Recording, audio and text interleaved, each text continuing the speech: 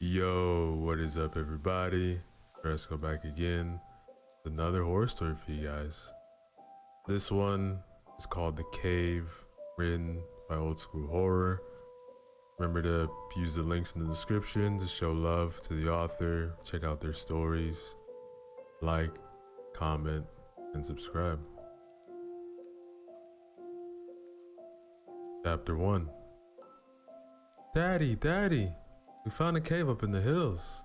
Come see, said 11-year-old Katie Hudson to her father Tom, who was working in the backyard.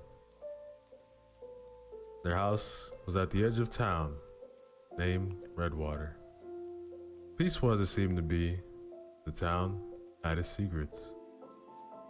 Deep in the darkness, they were waiting to be discovered. Tom Hudson looked up and squinted. The sun was shining straight into his eyes. It was already way past noon, but it still had the power to hurt the man's eyes. Katie and her brother Alex were running downhill to meet their father and bring him the exciting news. Wait, what cave? I've never heard of any cave being around here.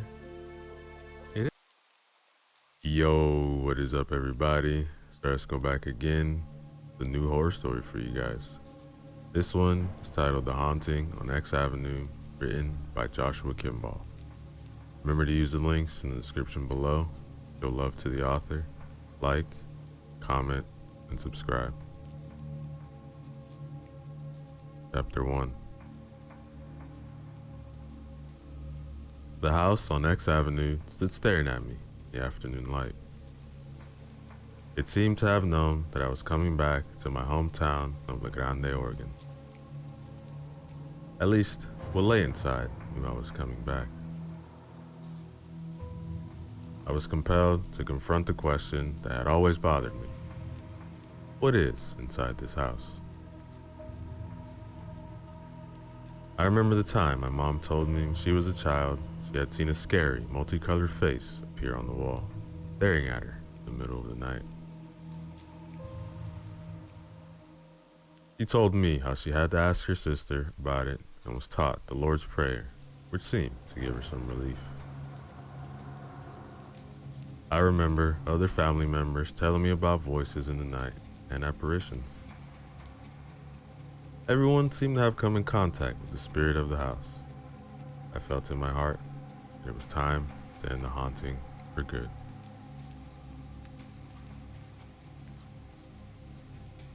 A 1980 F-150 pickup pulled up to the curb next to me. An old-timer in his 60s climbed out. He wore a white t-shirt, tattered overalls, white sneakers. He walked toward me with a slight limp, perhaps from years of working at the lumber mill. You Jonathan Campbell? I nodded. Yeah, that's me. You're Bob Fraker, property manager for the bank. Yep. Don't let appearances fool you.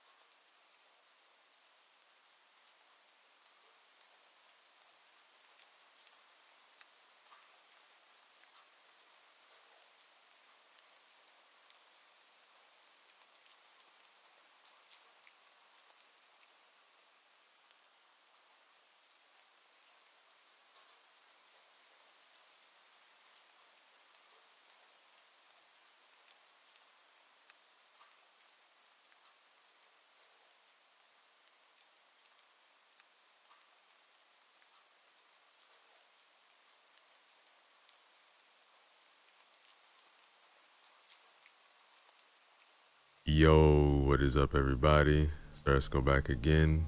The new horror story for you guys. This one is titled The Haunting on X Avenue, written by Joshua Kimball. Remember to use the links in the description below. Show love to the author. Like, comment, and subscribe. Chapter 1. The house on X Avenue stood staring at me in the afternoon light. It seemed to have known that I was coming back to my hometown of La Grande, Oregon. At least, what lay inside knew I was coming back. I was compelled to confront the question that had always bothered me. What is inside this house? I remember the time my mom told me when she was a child she had seen a scary, multicolored face appear on the wall, staring at her in the middle of the night. She told me how she had to ask her sister about it and was taught the Lord's Prayer, which seemed to give her some relief. I remember other family members telling me about voices in the night and apparitions. Everyone seemed to have come in contact with the spirit of the house. I felt in my heart it was time to end the haunting for good.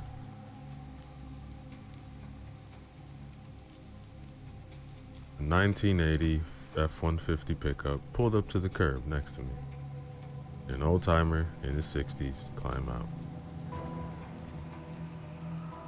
He wore a white t-shirt, tattered overalls, white sneakers. He walked toward me with a slight limp, perhaps from years of working at the lumber mill. You Jonathan Campbell? I nodded. Yeah, that's me. You're Bob Fraker, property manager for the bank? Yep. Don't let appearances fool you. My limousine is in the shop. The term property manager is used loosely. I prefer the title caretaker, since I can't make any manager's salary after my retirement. I just make sure the grass is cut, face off any squatters. May I take a look inside? Sure, but I can't imagine why you'd want to. You were a little vague on the phone. Yeah, the house was in my family for a few generations. I thought I'd take a trip down memory lane. Bob just handed me the key with a sour look. Well, you have to go in by yourself. I don't go in that house anymore. There's something wrong with it. It stayed unoccupied for 15 years. One person who rented it was found dead in the morning, sitting in her recliner. Bob walked with me to the porch. He continued to explain. The last renter moved out about 3 months.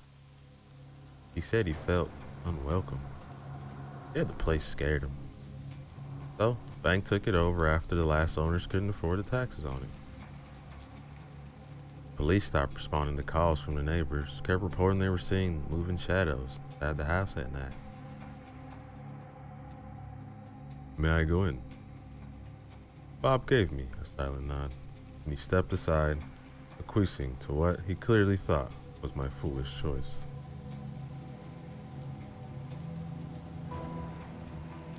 I turned and headed up the 2 steps to the front door. The grass in the yard looked like they could have used a machete, and then a weed whacker. The paint on the outside of the house was badly weathered. Thought about all the times that I had been in the house as a kid.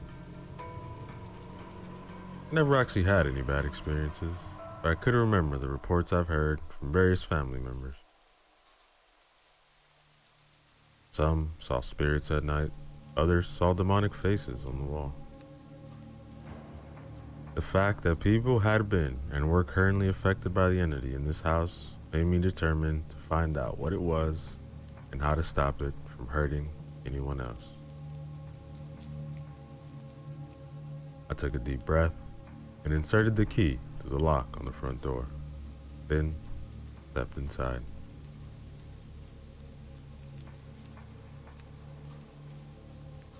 The strong smell of mildew caused me to step back, covering my nose and mouth.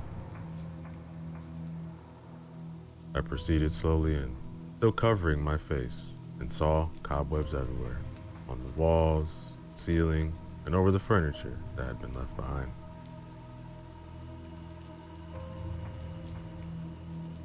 The house was a small 2-story structure with 1 bathroom and 2 bedrooms upstairs. One of the bedrooms had the chimney to provide a divider in the middle of the room. I moved to the living room cautiously and entered the kitchen where there was an old electric range oven. I'm not sure what I was really looking for. I guess I hoped for something that would just jump out and say, "Boo."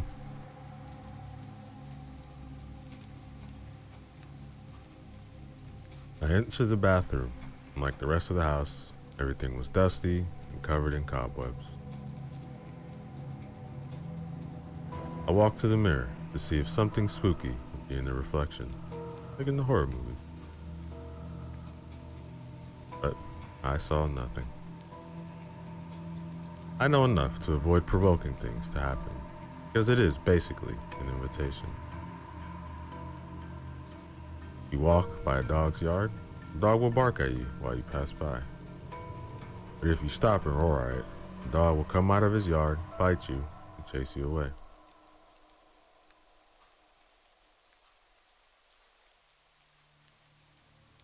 Feeling a little let down by the lack of any activity, I climbed up the stairs to the bedroom. The air became heavier, which naturally made me hesitate. I said a little prayer under my breath for protection. My Christian friends would approve. My New Age friends would say, use a light shield.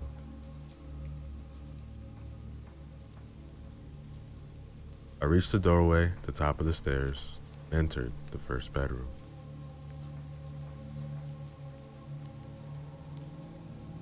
As I stepped in through the door, it felt like I was entering cold water, very unwelcome. In my peripheral vision, I saw movement as I turned to face it. Nothing. The house was well lit due to the light coming through the windows, and I could see quite well. Despite the brightness, I turned on the flashlight I had brought with me. I was doing my best to ignore the gnawing fear in my belly. This was the room that always had the most activity. I pressed forward, fighting the intense desire to run. My legs felt as if they had been filled with lead, and I was treading through waist-high whale water. Just then, my hip buzzed, startling me for a second, and the generic ringtone of my phone went off.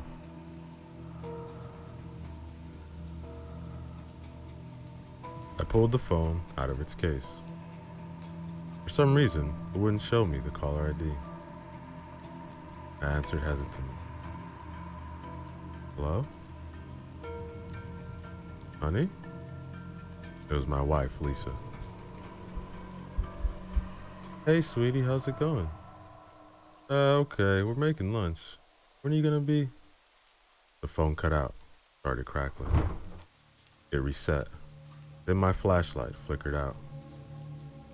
I tried to turn around and leave, but my feet were planted on the floor. A shadowy head rested intimately on my right shoulder from behind. Black arms wrapped around my waist. A sensation of cold pressed into my back.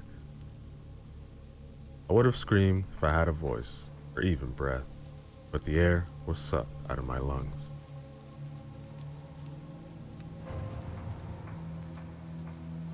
My eyes darted up and saw an old vanity mirror, most likely from the previous tenants, leaning against the wall to my right. I could see myself with the shadowy form wrapped around me. As I focused on where my face should be, it began to visually solidify view. If it had a slightly longer nose than should be normal for a human, its eyes were cruel and also full of hunger.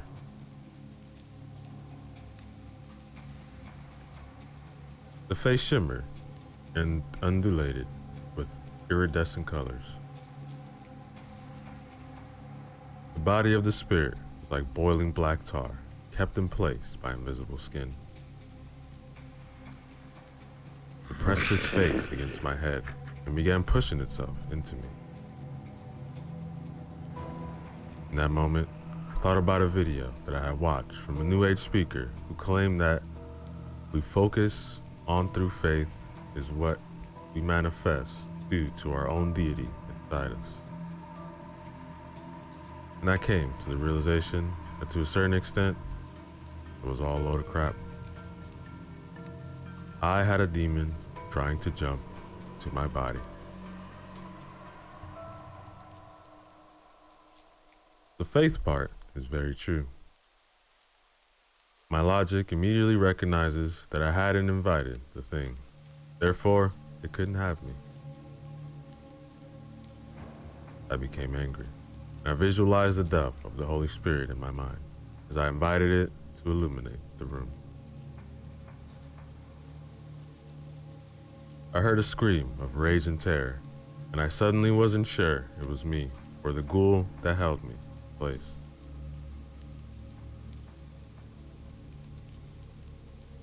I realized I couldn't move again, so I turned around and ran down the stairs like a frightened rabbit.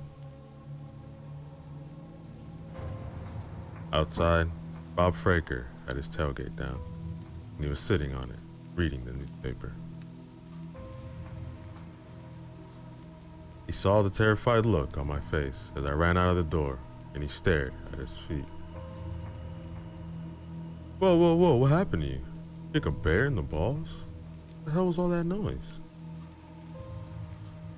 Let's just say you were right about avoiding to go into that house.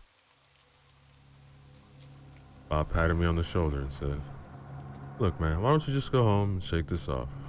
Maybe buy you a cup of coffee in the morning at Denny's. We could talk this out. Yeah, sure. I'll see you in the morning, man. That, ladies and gentlemen, is the end of chapter 1. Yo, what is up everybody? So let's go back again to another chapter from the story titled The Haunting on X Avenue, written by Joshua Kimball. Remember to use the links in the description below to show love to the author, like, comment, and subscribe. Chapter 2.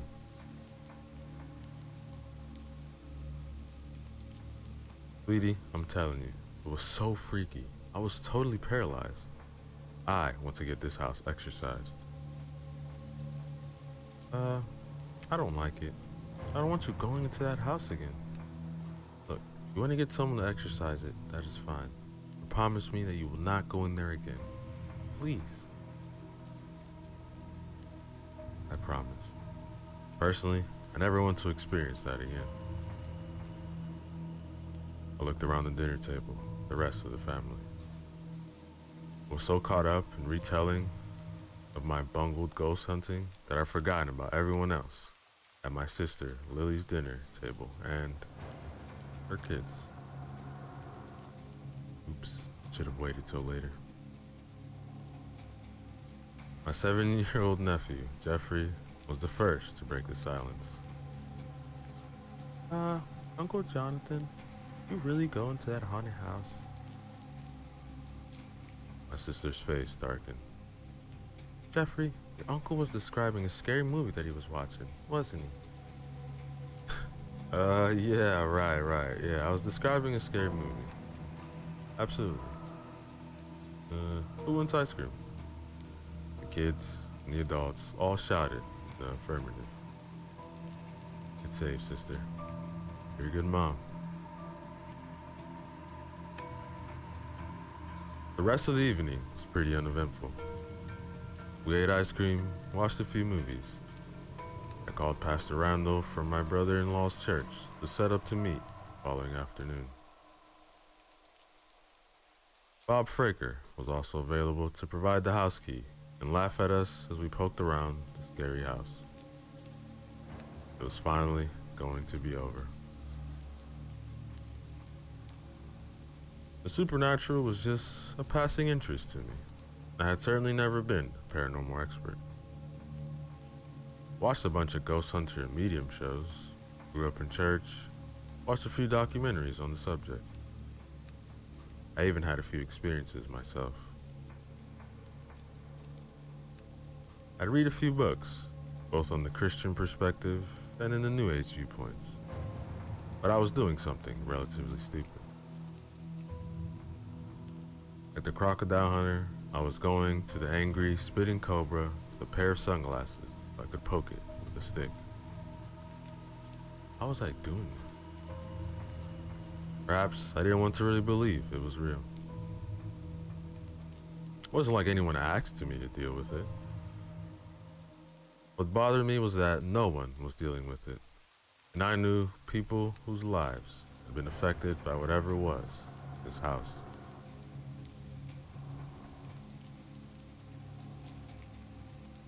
We fell asleep on the couches, watching a movie called Repo, a genetic opera, starring Paris Hilton. I'm serious.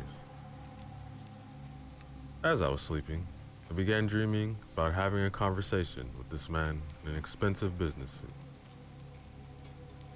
I couldn't make out what he was saying, or even what he was saying, or I. But it was if I was actually eavesdropping on the conversation. But as I began to understand the words, a cold feeling began to spread across my chest. I decided to confront this guy.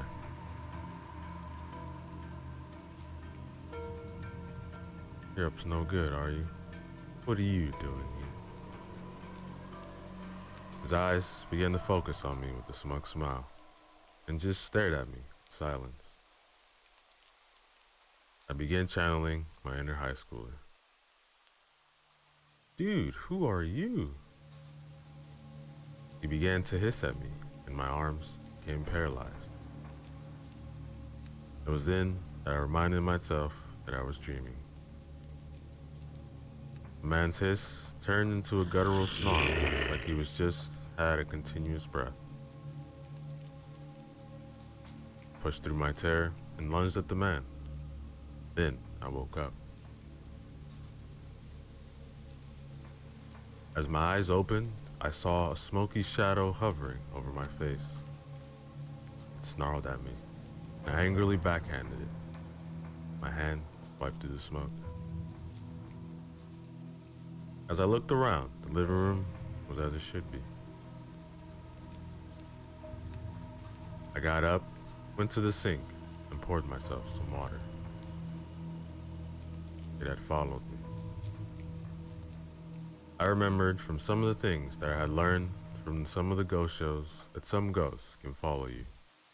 Demons can, and poltergeists. It had tried to jump my body. That made me furious. It had tried to jump me. With that thought, I walked back to the couch with the determination that this thing wasn't going to keep me losing sleep. About half an hour later, Jeffrey quietly tapped me on the shoulder to wake me. I rolled over. Hey, what's up, buddy? He looked very serious. Uncle Jonathan, a shadow was smothering me. I suppressed my rage at hearing this. I forced myself to take a deep breath. Come here, buddy. Do you know the Lord's Prayer? He shook his head, and I motioned for him to sit beside me. Well, let me teach you. This will give you a focus of faith to protect you from scary stuff, okay? Father, hallowed be their name. Your kingdom come. Give us each day our daily bread. Forgive us our sins, for we also forgive everyone who sins against us. And lead us not into temptation. With each verse that I said, Jeffrey repeated, and his expression lightened. Uncle Jonathan, I feel better. I think I'll go back to bed now. With that, he walked back to his room. I rolled over to focus on my determination to go back to sleep, but mostly thought about my chance to take a shot at this thing. That, ladies and gentlemen, is the end of chapter 2. Yo, what is up, everybody? So let's go back again. Another chapter from the story titled The Haunting on X Avenue, written by Joshua Kimball. Remember to use the links in the description below. Show love to the author. Like, comment, and subscribe.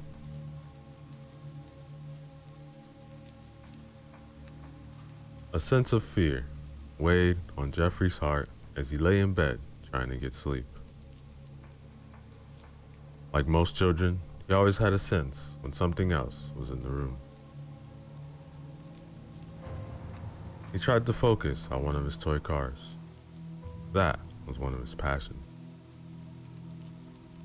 He loved cars, and he loved being out in the garage with his dad, Rick. He liked to be helpful by handing his dad tools. His grandma always complimented him about how much of a good job he did when he helped her with the chores. He just wished that his fear would go away. A hot weight pressed down at his feet. Even though he couldn't see anything, he couldn't get past his fear. An invisible hand pressed on the bed, like someone was moving on all fours. Jeffrey began to tremble. His breathing became labored as another hand pressed on the bed to the other side of his legs. He became so afraid that he clicked on his lamp and kicked up to where the invisible thing should have been. But he connected with nothing but air. The heavy weight was gone. Jeffrey comforted himself by replaying his favorite video games in his mind. After a while, he drifted off to sleep with the lamp on. He was dreaming about walking around in a game, stacking blocks and breaking through other blocks. Just as he broke too deep, digging in the down direction in his game, fell into darkness. Something grabbed him in the dark, and a slurping, sucking sound came to his ears. He couldn't scream, and he couldn't fight. All he could do was fall down into the abyss, as his life energy was getting sucked out of his body. Then he opened his eyes to see a dark, smoky shadow pressing in on his face. The slurping, sucking was coming from the shadow.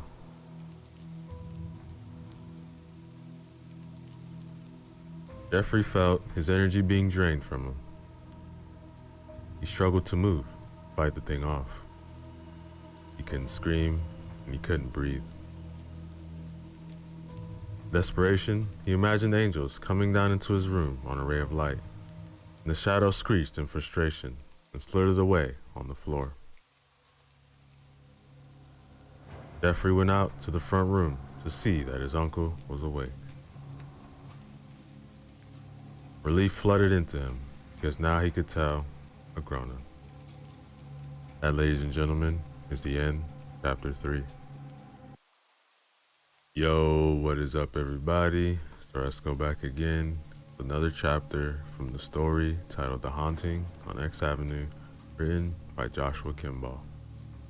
Remember to use the links in the description below. Show love to the author. Like, comment, and subscribe. Chapter 4. I woke up at 10:30 in the morning. I love it when you don't have to feel guilty for sleeping in. Vacations are awesome. I let my wife know that I was going to meet Bob for breakfast and then go over to X Avenue to talk to the people in the neighborhood about the house. I thought it would be a good time to get some background on it.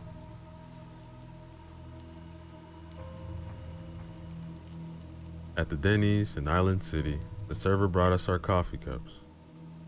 Her name tag said Gina on it. I took a sip of the coffee, and it was as expected. It needed liberal amounts of sugar and creamer to hide the strong, bitter taste. Bob took a sip of his black coffee and smiled in satisfaction. Good coffee. Now, correct me if I'm wrong, but I don't think that it was a trip down memory lane in the old family house, was it? Yeah, you caught me.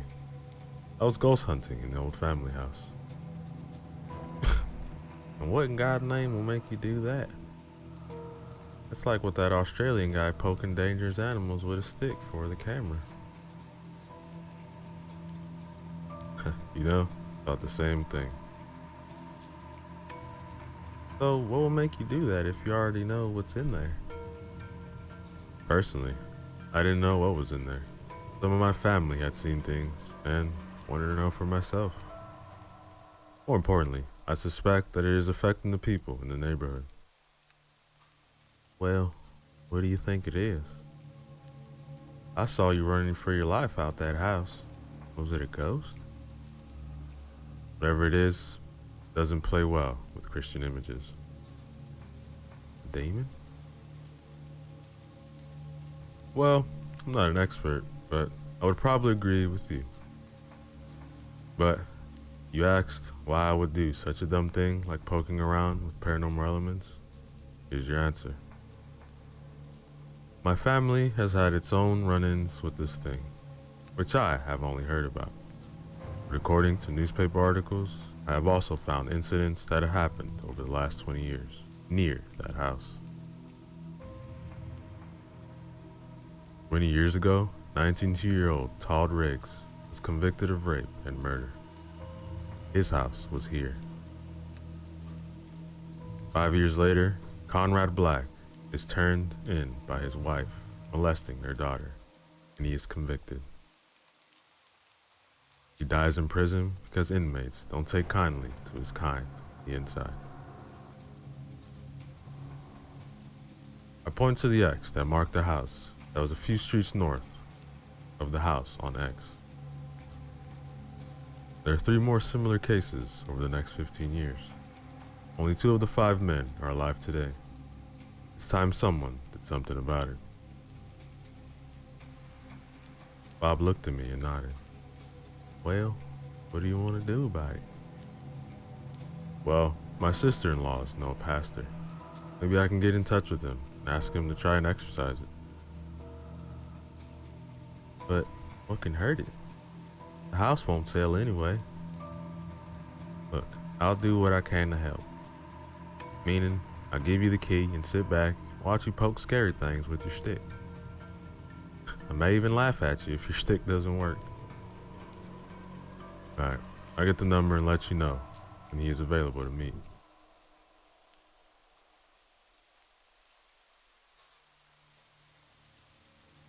I called Pastor Randall, and as luck would have it, he was available to meet a few hours later that same day. I arrived a little early to talk to the neighbors. Knocked on the houses close by. No one answered. A few doors down, an elderly woman answered the door. Yes? Hello, I'm Jonathan Campbell. How are you today? I'm Mr. Johnson.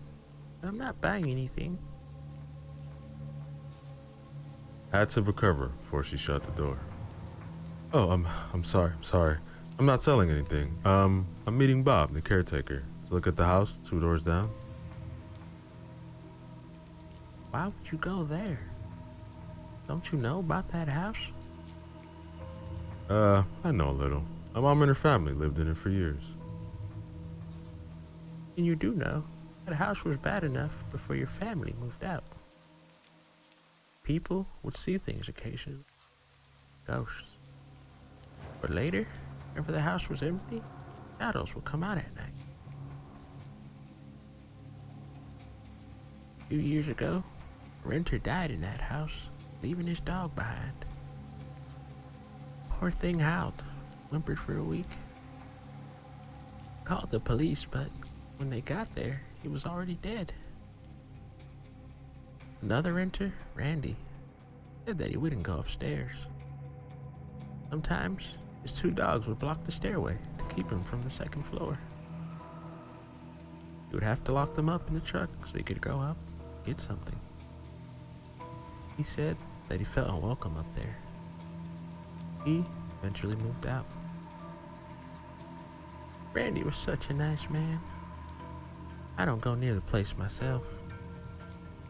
The last time I passed by the house was when I was still had my little dog, Muffy. He was such a sweet little thing. Well, as Muffy was doing her business, a movement caught my eye in the upstairs window. When I looked up, I saw an inhuman face. It was a multicolored form, shimmered. It was staring at me. The look made my blood run cold. I asked my psychic, Alicia, about that house, and she said there were a few things wrong with it. She offered to save the house for $100, but it isn't my house, and I'm on fixed income. I'm sorry for what you've gone through, but I'm meeting Bob and the pastor at the house. The pastor has offered to do an exorcism at no cost. I appreciate what you've told me. That is exactly what I wanted to know. Can I help in any way? You could pray, sing good thoughts, send the blessing. Whatever you do for spirituality. She looked down at her feet. I haven't had much time for religion. I pray every now and then, but I think that I'm done with church. That's okay, Esther. Jesus cramps religion style too. I'll let you know how it goes. Just then, Bob's truck pulled up to the house. Well, that's Bob. Well, it's good to meet you, Esther. You too, dear, and God bless you. I walked back to the house where Bob was waiting. Been here long? Oh, just an hour, I thought. I would ask around the neighborhood stories about the house. So, what did you find out? Well, about quite a bit. Shadows in the night. A person and a dog died in the house. A ghostly, multicolored face showed itself in the window. Esther, the lady I was talking to, consults a psychic on a regular basis. She told her about the house, and her psychic told her that there was a lot of bad stuff. She offered to sage the house for $100. I wonder if it would be that easy. Well, good thing you found Pastor willing to do it for free. I will try to get him back in some way. Just then, an old, well-used gold Saturn with mismatched tires pulled up. Bob slapped his knee, laughed, and exclaimed, "Ask and ye shall receive." A slightly balding man in his 50s got out of the car. He was medium build and medium height. His untucked blue long sleeve shirt and pressed jeans made him look hip and trendy. He gave his best winning smile that told me this guy was an achiever. He had the build of someone who had been an athlete when he was younger. This guy was not homegrown in La Grande. I have lived outside of my hometown for a while, and I've learned that the only cool alpha male pastors are found in large cities where the high-paying mega churches are. This guy was driving an old, beat-up Saturn. That made him pretty respectable. Jonathan Campbell? I'm Pastor Randall Price. Good to see you again. It's been a while. Oh yeah, I'm so sorry. I haven't seen you in like forever. You ever performed an exorcism on a house before? Not on a house. But I have prayed for people who thought they were a demon possessed. And they have reported too that they feel healed. Well, good enough for me. So, what am I going to do if he fails? Let's get started then. He clapped his hands together and rubbed them. Okay guys, you say a quick prayer? He held out his hands, indicating that he wanted us to take hold of him.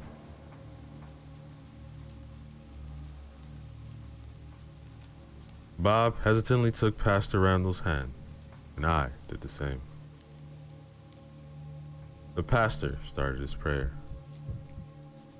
Lord Jesus, pray to you for protection against the forces of darkness. And we pray that you send your angels to cleanse this house, dominion of Satan.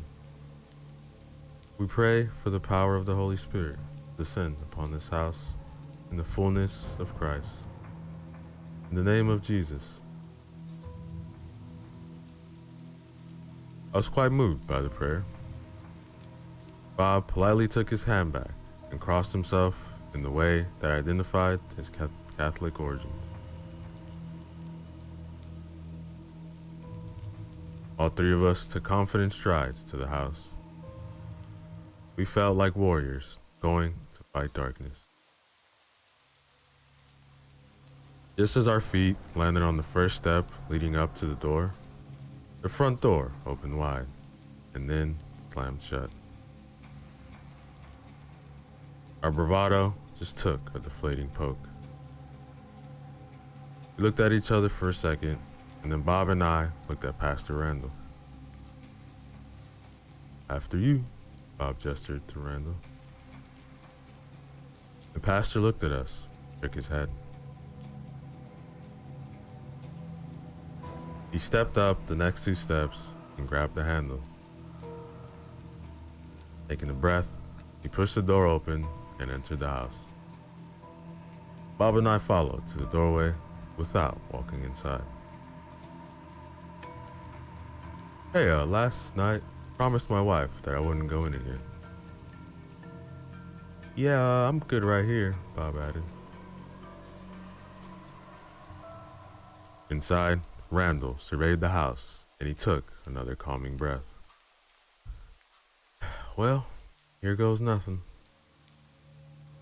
Satan, I cast you out in the name of Jesus. There was a silence. He continued. Demon, come out of this house and never return in the name of the Father, the Son, and the Holy Spirit. There was continued silence. I offered, Pastor Randall, I think that the problem is upstairs. That's where I had my encounter. Alright, well, I'll go take a look. He started up the stairs. Just as the pastor stepped on the step, the door at the top finally slammed shut. I raised my finger, rooted to stop at the door. I don't think that we were welcome. Bob turned around and started back down the porch stairs to leave as he huffed. Yeah, I didn't sign up for ghost wrestling or poking around with invisible monsters, so I'm out of here. He went out the door and down the landing. Just then, the front door slammed violently in my face. I looked up to Pastor Randall through the window, mouthed, "Looks like it's just you and me. I'm right here if you need me. I hope that you know what you're doing." The pastor swallowed. Me too. Now, ladies and gentlemen, is the end, chapter 4. Yo, what is up, everybody? So let's go back again. Another chapter from the story titled The Haunting on X Avenue, written by Joshua Kimball. Remember to use the links in the description below. Show love to the author, like, comment, and subscribe. Chapter 5.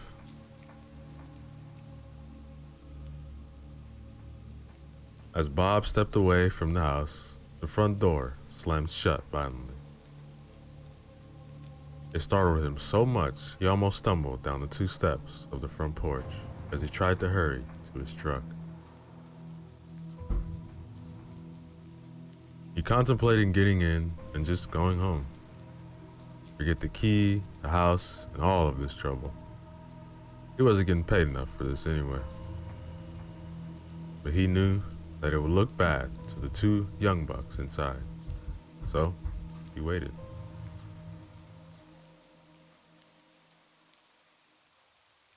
Bob had worked at the local lumber mill most of his life until he retired.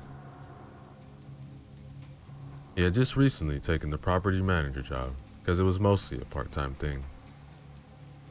They didn't demand much of him most of the time. He and his wife Madeline were high school sweethearts, and they had been through thick and thin together. Now, they were spending their golden years with one another. Bob liked to play gruff and grumpy, but inwardly, he was soft-hearted. He would throw himself in harm's way for a child or a woman.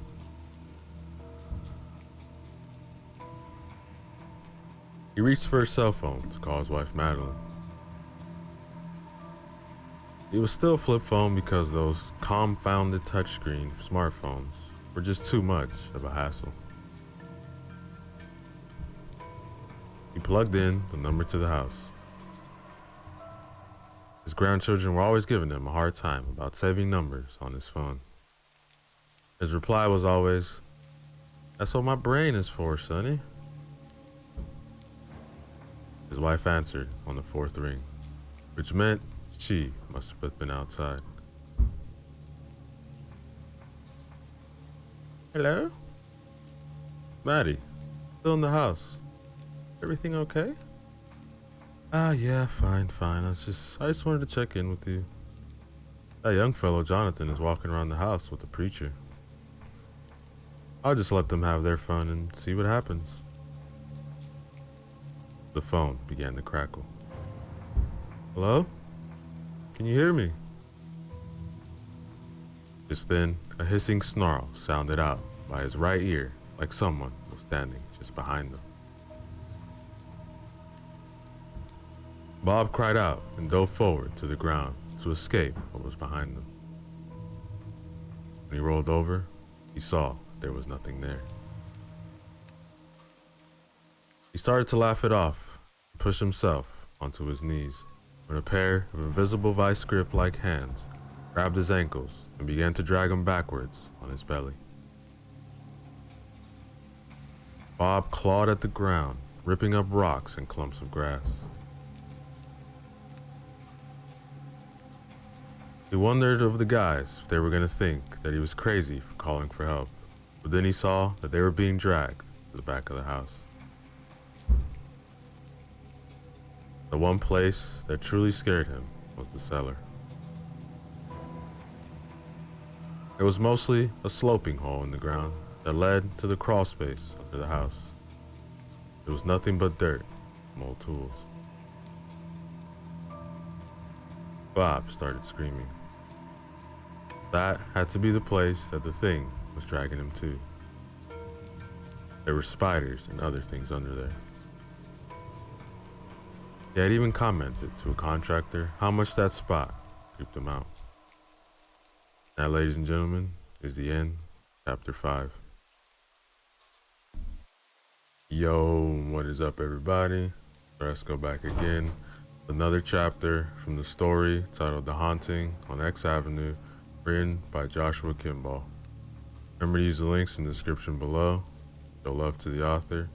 Like, comment, subscribe. Chapter 6. Back inside the house, Randall tried the upstairs door. The handle moved, but the door was jammed from the force that it hit. Randall put his shoulder into it, but it wouldn't budge. He had to hit it 3 more times, and on the 3rd hit, the door gave way and he boldly went in. I admit that I had my hands out in a cheesy karate chop defense, as if something that can pass through walls could be blocked by my moves. Made me feel a little bit better. I shook off my subconscious efforts. Was kind of disappointed. I expected more drama, more things flying around the house as I looked through the window. Pastor Randall spoke up. Demon, you are not welcome in this house. Be gone in the name of Jesus. He repeated himself a few more times, louder and thrusting his fist into the open air. He recited the Lord's Prayer from the King James Bibles. After a long moment of silence, we heard Bob scream from outside. Help! Help me! It's got me! Randall rushed down the stairs to the front door, but he couldn't get out because it was jammed. So he ran to the back door, spurred on by Bob's continued screams for help. It sounded like he was moving. As Randall ran out the back door and I ran around the side yard, we saw that Bob was on his belly, desperately clawing at the ground as he was being dragged on by an unseen force. He was already in the backyard, being pulled to the back of the house for some odd reason. We dogpiled him and kicked out at where his attacker should be. We connected with nothing. We were able to see Bob's feet drop to the ground. We rolled off of him and helped him up. Then we threw his arms over each of our shoulders and started walking and dragging Bob back to the cars, with him sputtering about until something grabbed his ankles and started dragging him silently backyard.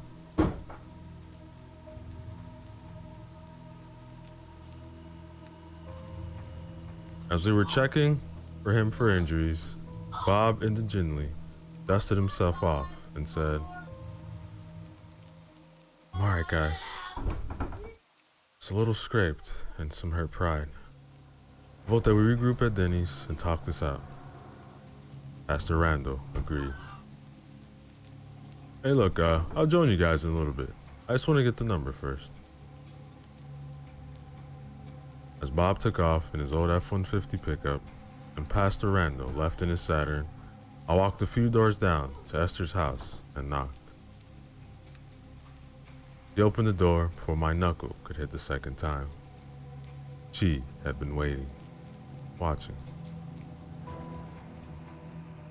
"Hello, Esther. Could I trouble you for that psychic's number?" She smiled and handed me a piece of scrap paper with a name and a number already written on it. That, ladies and gentlemen, is the end, chapter 6. Yo, what is up, everybody? So let's go back again. Another chapter from the story titled The Haunting on X Avenue, written by Joshua Kimball. Remember to use the links in the description below.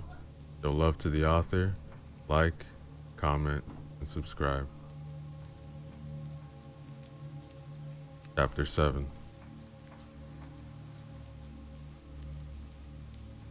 Bob and Randall were already at Denny's when I arrived. The waitress already took our orders as we sat there in awkward silence, because that's how men deal with emotionally traumatizing situations. They go quiet and brood about their problems. After our orders arrived, I broke the silence. I got the number of the psychic. Pastor Randall coughed uncomfortably, but I knew why. Christianity doesn't mix with New Age. I was raised with it all my life, so it was nothing new to me. Randall replied. I don't like it. But it's not my place, and I certainly didn't deliver, so I'm at a loss. Looked at Bob. What do you think? Bob just slid the house key across the table. Look, man, do what you want. I'm not up for this. Do you know, I woke up last night with a shadow trying to smother me? Thought it was just a bad dream. Look, return the key when you have had enough. Look, if you burn the house down, just make it look like an accident, or I'll disavow you. I like you, but I'm too old for getting dragged or whatever else this thing has in mind. Problem gets fixed, the bank will issue up $150 for pest control. Let's just say we got rid of rats officially and not mention psychic, okay? Shook Bob's hand. Alright, man, I'll do what I can about the pest control issue, and I'll let you know the results. I'm gonna call her. Pastor Randall, I use the prayers of your church. You're welcome to come along too. Look, I just posted the request on the church Facebook page. For the ghost hunting? Why not? This is more fun than a youth group lock-in. I made the call. Hello? This is Alicia. Hi, this is Jonathan Campbell. Got your number from Esther, who said that you provide psychic services? Psychic medium? All mediums are psychics, but not all psychics are mediums. My mistake. Are you available to help? I assume that you're talking about the house on X Avenue? All the negative spiritual energy? That's the place. I do want to help, but I can only meet at 9 tonight. My college coursework is keeping me too busy. Can you do that? I inwardly groaned, but I kept a stiff upper lip. Because I am a guy, dang it. If a girl can face a scary ghoul at night, so could I. I ain't afraid of no ghost, I said, in perfect imitation of the Ghostbusters song. There was a silence on the other line. I have that effect on women sometimes. Hey, it's fun because I don't have to impress them. I'm off the market. Oh. Okay. I'll see you at 9. This is serious, right? She asked with a little skepticism. I coughed to buy a little time as I stifled the laugh. Pastor Randall arched his eyebrow at me. I'm sorry, Alicia. Humor is how I deal with stark raving terror. But I promise you that the caretaker, Bob Fraker, can pay you if you're able to keep us and help us take care of the problem.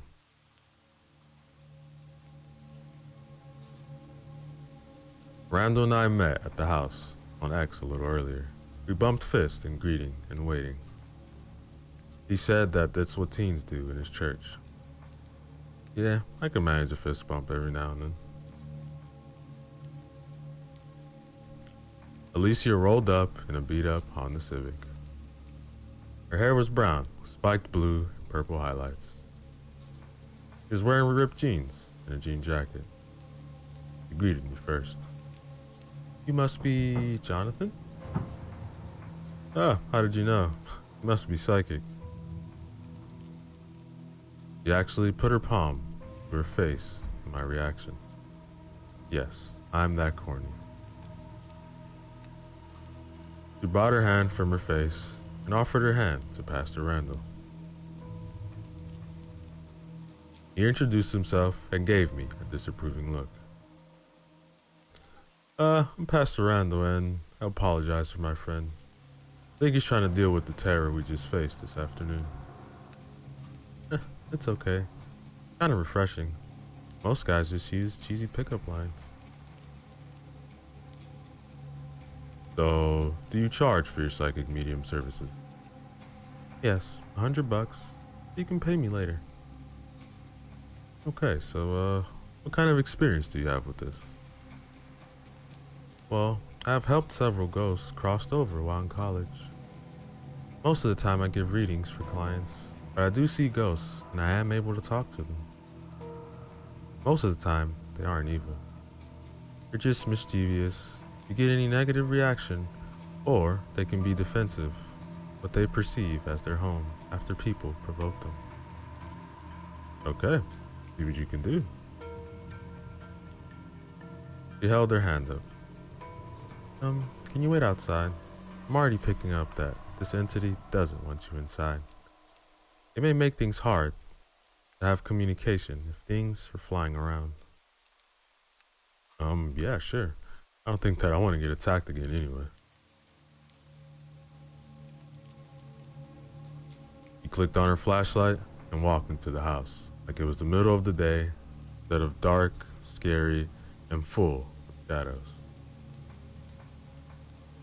I was feeling a little guilty over my feelings of relief at having to stay outside instead of going into the house at night.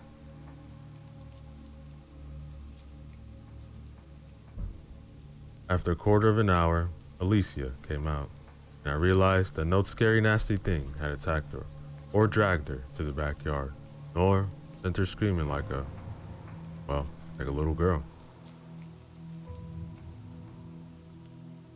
I folded my arms to cover my shame and faced this young college girl like a man. Well, it is a few ghosts, some demons, and a poltergeist. They don't like you, Bob, or Pastor Randall. Okay, so it isn't a ghost. Yes, but there are some ghosts in there, and some strong spiritual echoes in the house too. I was able to talk to the ghost, and most of them moved on. There's nothing I can do about the poltergeist, though. It was created by the traumatic emotions of the people who lived here decades ago. People with abilities. The poltergeist has been feeding on the ghosts, residents, and the neighbors. It has been feeding on you too. When you woke up to find a shadow over you, you thought it was smothering you, but it was feeding on your life force. Get stronger. It feeds best when it can possess someone and rape a victim. It feeds on both the attacker and the victim. Then it attaches to both and continues to feed on them. I was shocked, horrified, and violated. Why couldn't Pastor Randall exorcise it? Because it wasn't a demon. It doesn't like Christian images. The only thing you can do is take away the feeding tube. Anyone who is affected by this needs to seek counseling and some form of spiritual wellness, like yoga, tai chi, qigong, or a really good church, healthy counseling. I did my best to keep my shock in check. There have been some rapes over the last 20 years. Are you saying that these men could say, the devil made me do it? No. The temptation is presented to the person. When they give in to the temptation, the poltergeist can possess them and use them. It just tried to possess you without any prompting because you were in its house. It was a pure attack, and I couldn't recommend, and wouldn't recommend, that you go in there again.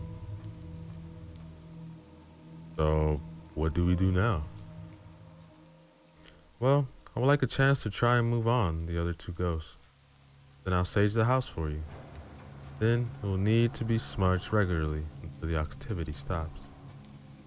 Should also have the lamp blessed. That will eventually make the spirit move. But it exists, and that is that. Alright. So, do what you can. I'm gonna go home and get some sleep. Thank you. And we shook each other's hands. Now, ladies and gentlemen, is the end. Chapter 7. Yo, what is up, everybody? So let's go back again. Another chapter from the story titled The Haunting on X Avenue, written by Joshua Kimball. Remember to use the links in the description below. show love to the author, like, comment, and subscribe. Chapter 8. The next morning, I woke up refreshed and well rested, as well as one can sleep on their sister's couch. It was just before 9 in the morning, and I took a deep breath, enjoying the wonderful feeling of sleeping in. As I was eating breakfast and enjoying my peppermint mocha coffee, Bob called. Hello, Jonathan? Hey, Bob, how are you? Good. Listen, I wanted to ask you if you could meet with Father McNally today. Told him about our adventures, and he has graciously offered to perform an exorcism on the house. Do you have the key? Sure, that's no problem. Bob gave me the number, and I called Father McNally. I called Alicia and Randall, left him a voicemail as well. I arrived at the house a little before 1 o'clock, my meeting time with the priest. My phone rang, and it was Alicia. Hello?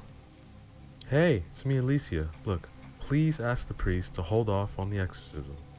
It won't work. There are still 2 human ghosts in that house that haven't moved on. They don't mean any harm, and they will be exorcised too. Well, look, I didn't make this decision. Bob did. I'll try to talk to the priest for you. If he doesn't want to listen, there isn't much I can do. Alicia thanked me. We hung up. About 5 minutes later, a black Ford Focus rolled up to the side of the road. A man in his 50s, wearing black slacks, shoes, a sports jacket, and a priest collar, got out, smiled at me. You must be Jonathan? Yep, that's me. That's my name. Don't wear it out. Is a retort that I had on the tip of my tongue. Hey, look, I have a filter when I want to use it. Just then, Pastor Randall Saturn rolled up to the house.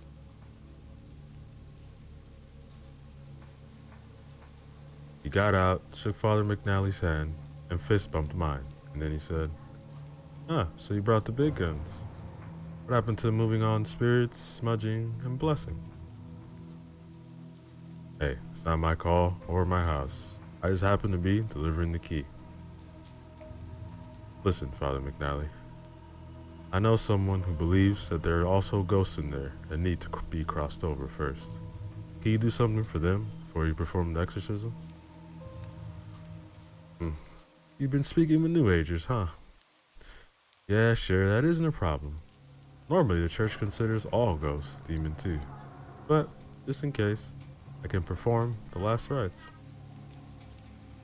But, if they want to listen, that is up to them. But I'm here to remove the demon.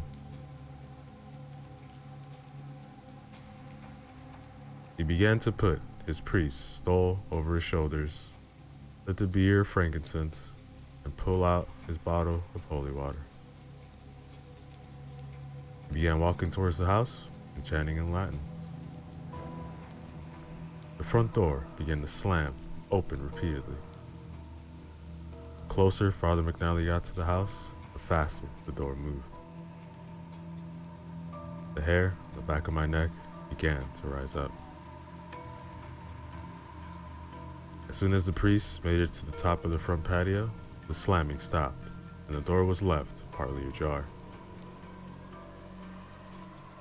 He stopped at the door and traced the cross in front of the doorway. Then he sprinkled holy water at the 4 corners of the doorframe. Looking back at us, he explained, "The last rites are completed. It's up to them now. Thank you." Father McNally began to swing his frankincense beer side to side, started a different chant in Latin. He entered the house, and I could hear the hum of his chant. It went on for several minutes, and I really hoped that this would be it. My cell phone rang, and as I checked the caller ID, I saw that it was Alicia. Hello? Jonathan, you need to get the priest out of the house, now.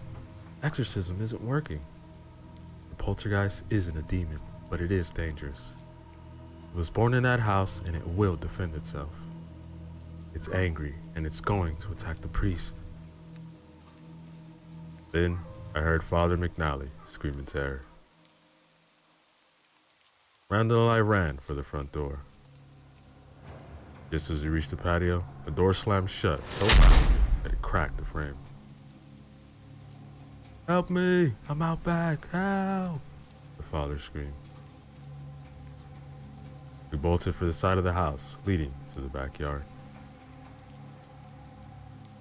When we reached the backyard, we could still hear Father McNally screaming and struggling, but we couldn't see him. Where are you, Father? I don't see you. I'm under the house. They're biting me. Help! He yelled. He continued with the muffled sounds of struggling, biting.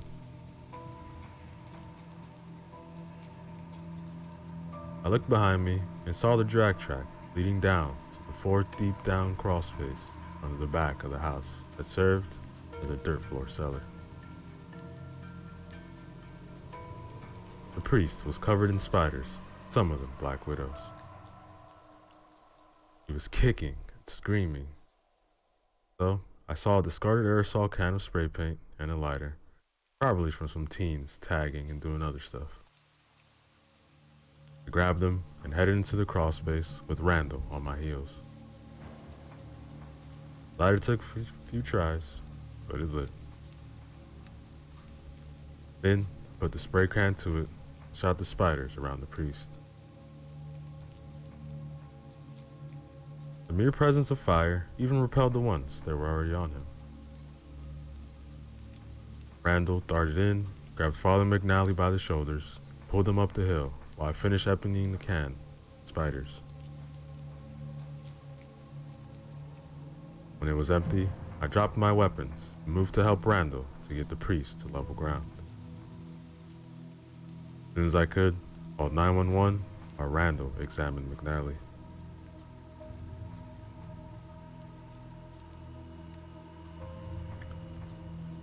I heard another car come into a sliding halt in front. Jonathan? Over here, in the back. Look, you need to move off the property. It's not done attacking you yet. It regards you as trespassers.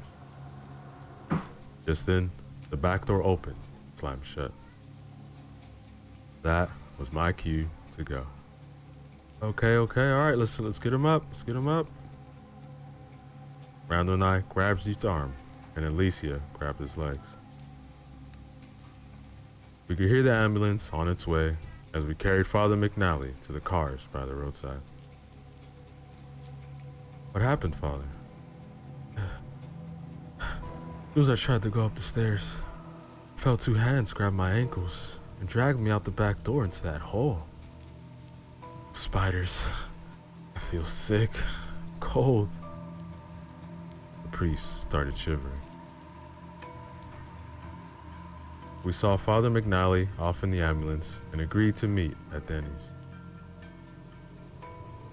On the way, I called Bob, who would also meet us there. After Bob arrived, we got him caught up with what happened to the priest. Alicia related to him what she learned in her walk of the house the day before. Now, ladies and gentlemen, is the end of chapter 8. Yo, what is up, everybody? So let's go back again. Another chapter from the story titled The Haunting on X Avenue, written by Joshua Kimball. Remember to use the links in the description below. Show love to the author, like, comment, and subscribe. Chapter 9.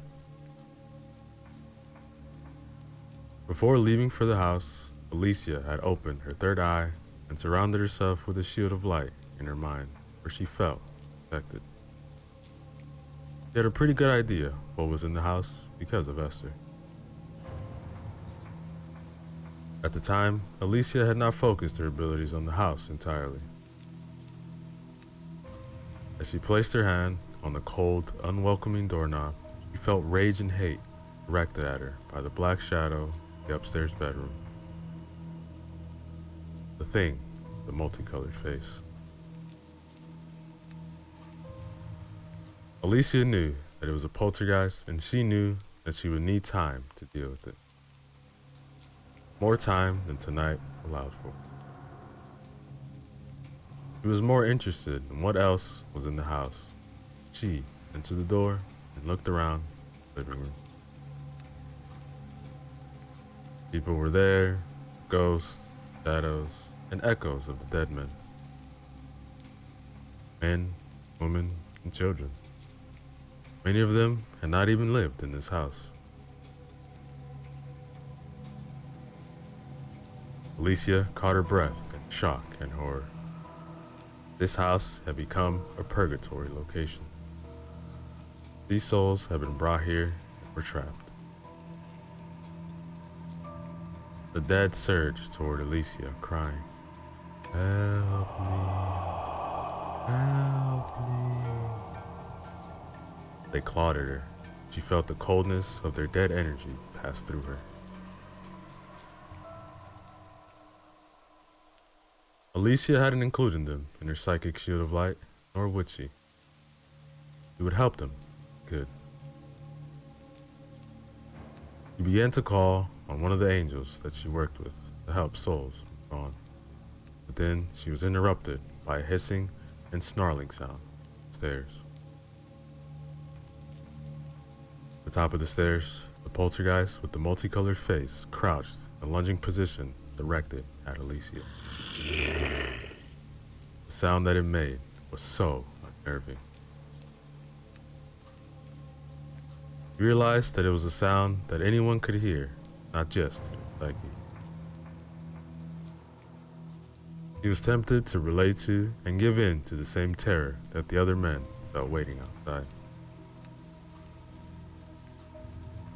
She reminded herself that she was protected and redoubled her efforts to call her angel. A beam of light surrounded each trapped soul, and they began disappearing, one at a time. 3 people remained: a man, a woman, and a child. These 2 adults looked at Alicia with open distrust in their eyes. They had lived very hard lives, and to them, no favor came without a cost. But the child could not read. A set of cold, unwavering eyes stared back at Alicia and made her blood run cold. It wasn't human. It was never human. It was ancient and evil. The poltergeist had been serving it as a guardian, thing that exorcisms didn't work on. He sensed another demon under the house. It liked to prey on another person's fear, feed on them. Alicia wanted to know one final detail. How were they connected to this house?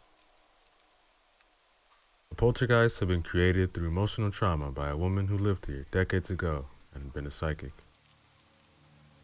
Her children, who had abilities, continued to feed it by stress and emotional trauma. Over the decades, he became powerful, able to jump inside weak people and make them do things, able to physically attack people, but demons were summoned in the last 20 years. A group of teens were on the property, and they played with a Ouija board, opening a gateway. The boys of that group went on to be one of those who were convinced of raping and killing. 2 survived. The girls died, all but one, who was medicated and institutionalized. The board was sold in on a yard sale, and the gateway was still open. A skittering noise sounded above Alicia's head. He looked up to the ceiling to see a giant, shadowy black widow spider, the size of a German shepherd, hanging upside down, staring at her with 8 glossy black eyes. It clawed in the open air in her direction.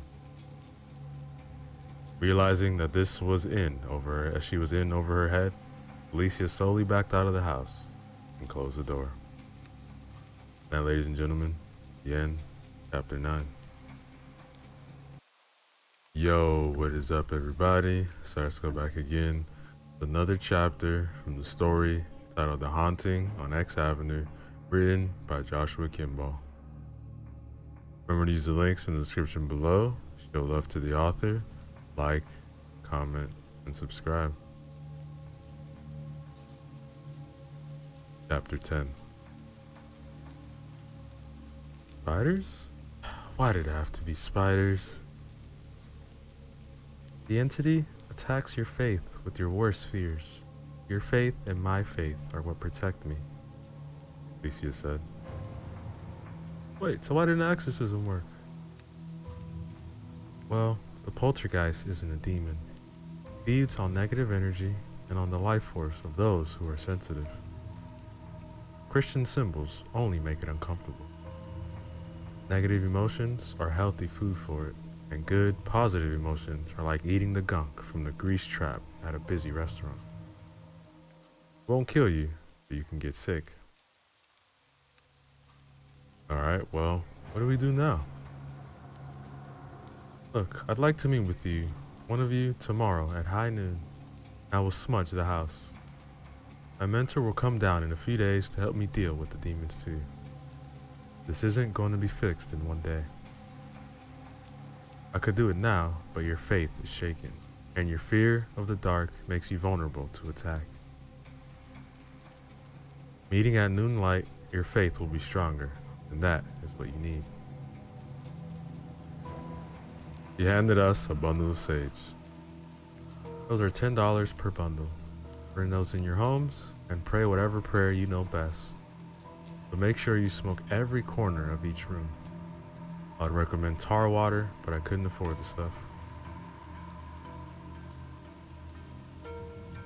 We each pulled out a 10 and placed it on the table for Alicia. Bob nodded to her and spoke up first. Look, I can get you $150 a month for pest control from the bank. You want to make a regular visit out up to the property? Thank you, I will. We said our goodbyes, and I headed to my sister's couch. Now, ladies and gentlemen, is the end of chapter 10. Yo, what is up, everybody? So let's go back again. Another chapter from the story titled The Haunting on X Avenue, written by Joshua Kimball. Remember to use the links in the description below. Show love to the author. Like, comment, subscribe. Chapter 11.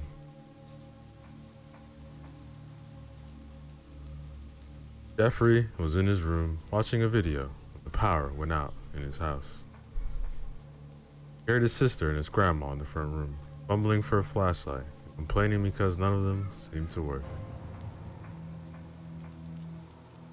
He walked out of his room to the living room, feeling along the walls to find them. He heard the opening of a car door in the driveway. The muffled voices sounded like they were arguing about where a flashlight could be in the car. Surprisingly, sorry. He heard a little girl's voice giggle from the backyard. Jeffrey walked out to the back door to investigate. As he reached out the door and looked out, he could see a beautiful 6-year-old girl with blonde hair standing in the tall grass, wearing only a white nightgown. He giggled again, clearly wanting to play.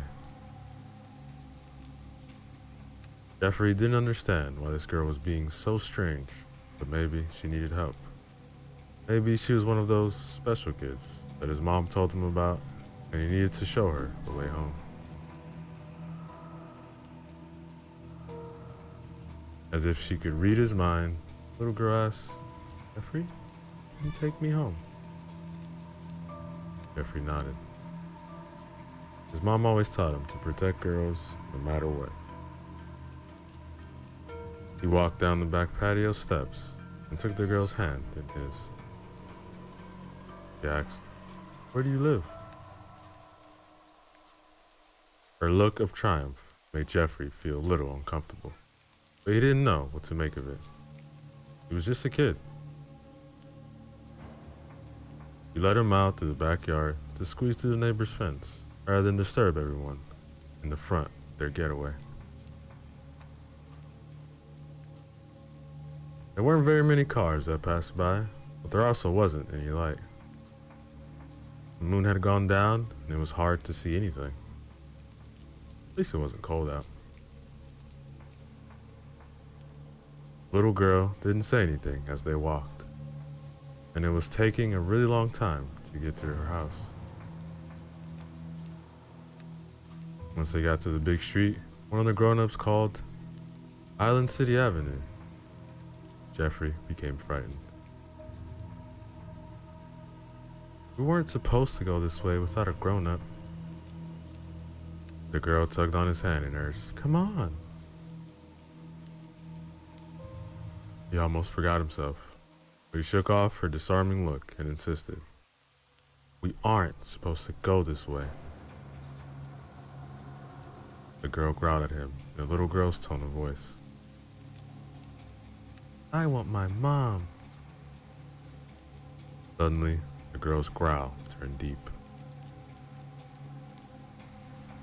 Jeffrey pulled his hand away, but her grip was strong as iron, and as her continuous deep growls modified into snarling hisses.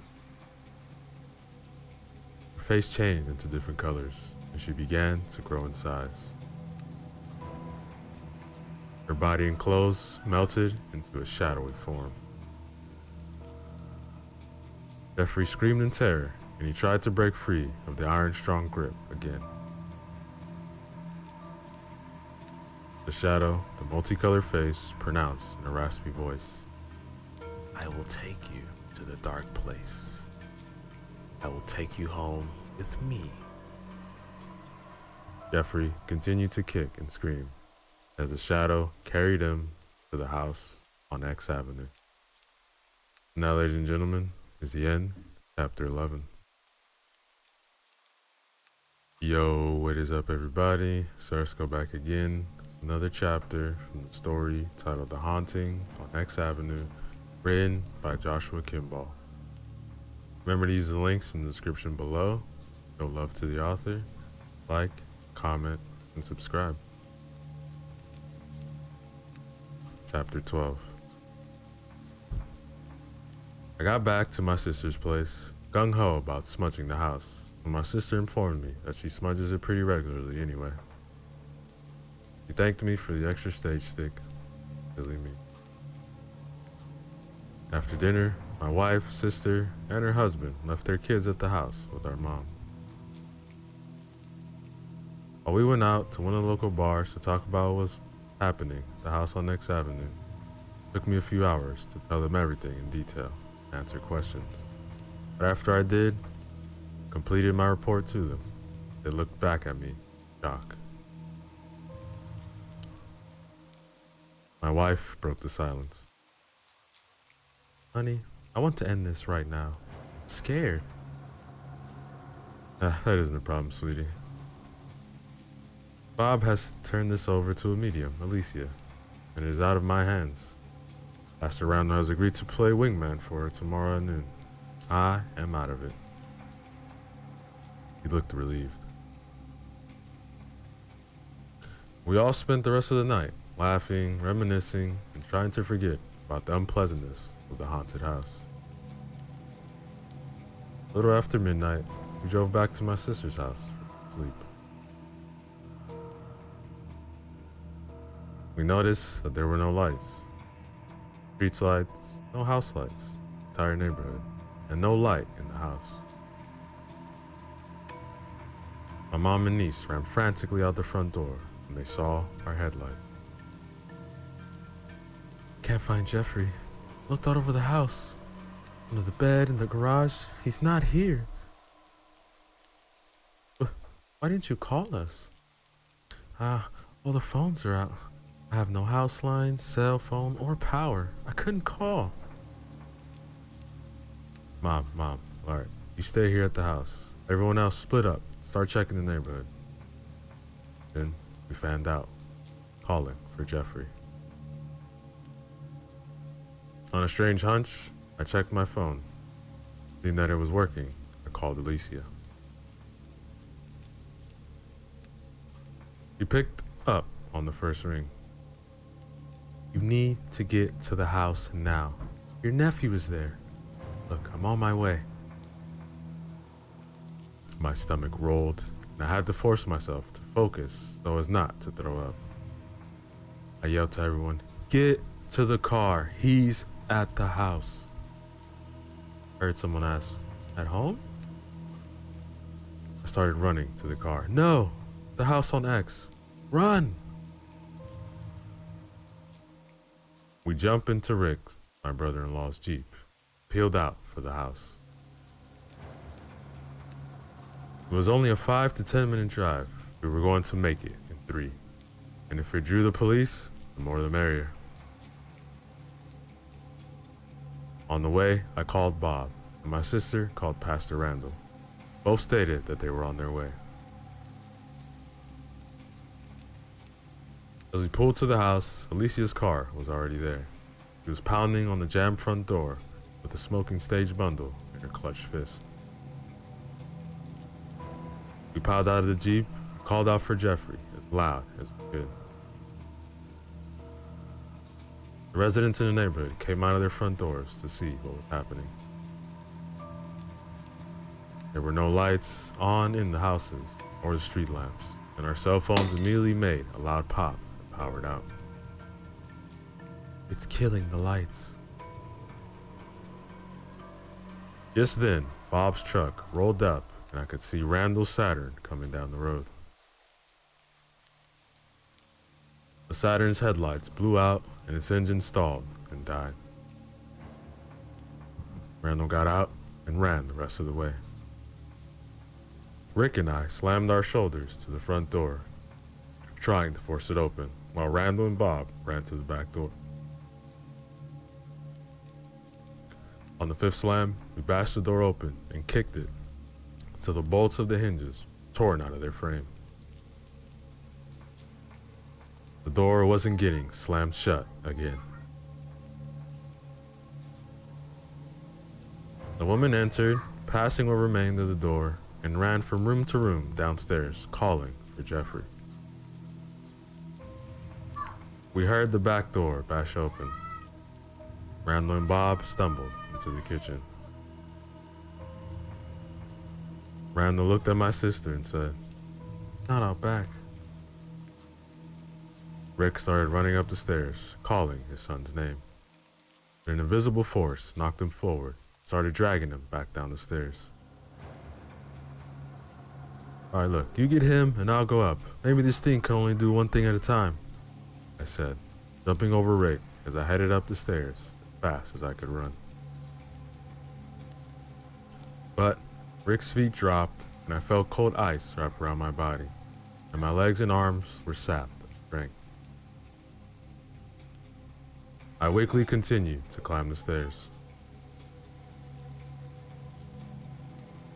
Unseen hands grabbed my ankles, and I was dragged backwards.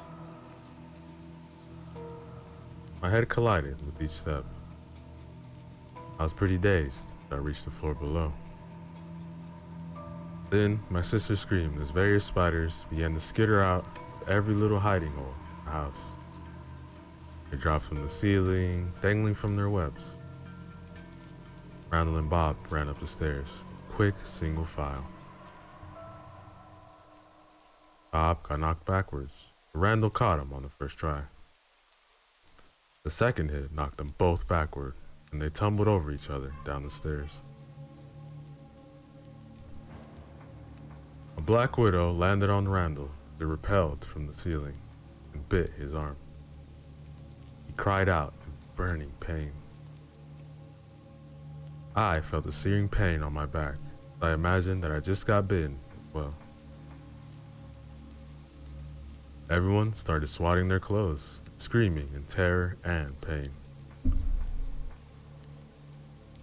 Woman ran out of the house screaming, while Rick and I dragged Randall and Bob out there while we're both knocked out from their tumble down the stairs. The neighbors ran up to the porch, started checking the two unconscious men for any injuries. Bob stared and asked in a weary voice, "What happened?" "Bob, I'm going to do something drastic to get my nephew out of the house." "Good." My sister and her husband were staring at the house in fury. "My baby is in there." I turned to Alicia. "Look, give me all the sage bundles that you have." I ran to the Jeep and detached 1 gallon of gas can from the back and fished around for a book of matches glove box. Alicia was waiting for me at the rubble that was the front door. They had a proper grocery sack with 8 sages bundles in it. I looked at Rick. "You, be ready to run upstairs when I light this."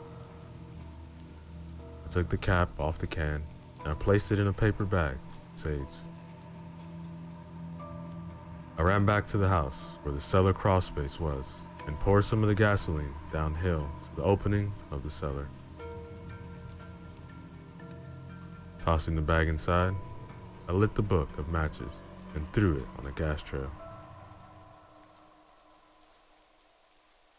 As it caught, I yelled, "Yeah, smudge this, you evil piece of scum. Go, Rick, go!" Now, ladies and gentlemen, is the end. Chapter 12. Yo, what is up, everybody? Let's go back again. Another chapter from the story titled The Haunting on the X Avenue, written by Joshua Kimball. Remember to use the links in the description below. Show love to the author. Like, comment, subscribe. Chapter 13. Rick dashed through the back doorway, through the kitchen, living room, and up the stairs to the bedrooms. Just as he reached the top, he was pushed to the dusty floor from behind. From the floor, he could see his son was sitting on the bed, staring. His eyes were red and watery from crying, but at the moment, he wasn't there. A shadow with a multicolored face stepped between Rick and son. It hissed at Rick and then stalked toward him until it was inches from his face. It pressed its mouth to his mouth and made a slurping, sucking sound. Rick felt the life force begin to drain until he passed out into darkness. That, ladies and gentlemen, is the end of chapter 13. Yo, what is up, everybody? So let's go back again. Another chapter from the story titled The Haunting on X Avenue, written by Joshua Kimball. Remember to use the links in the description below. Show love to the author. Like, comment, and subscribe.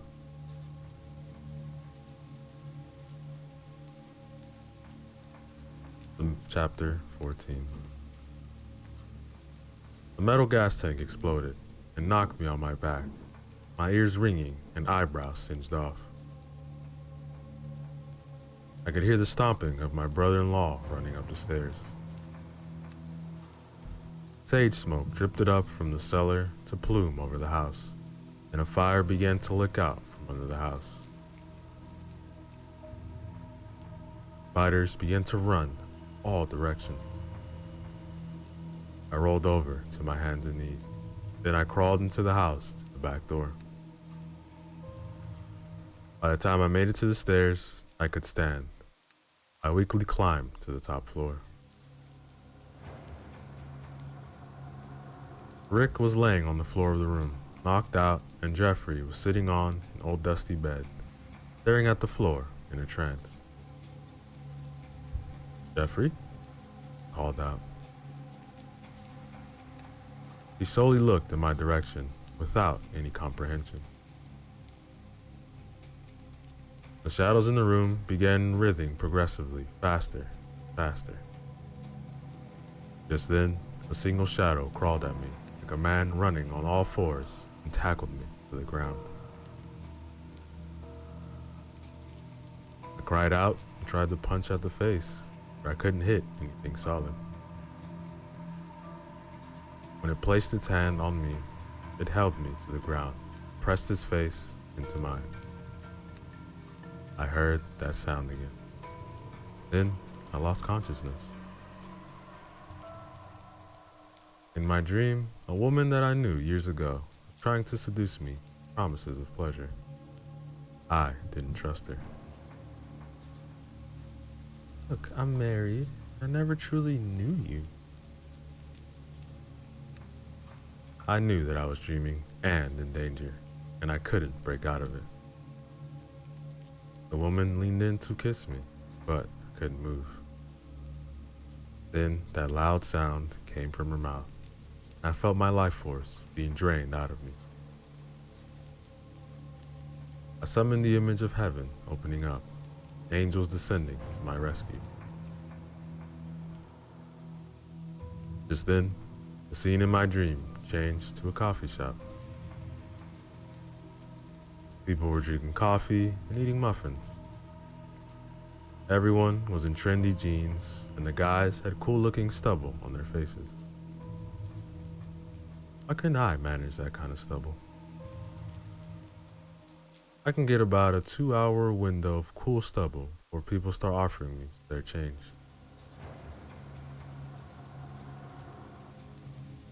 Would you please focus?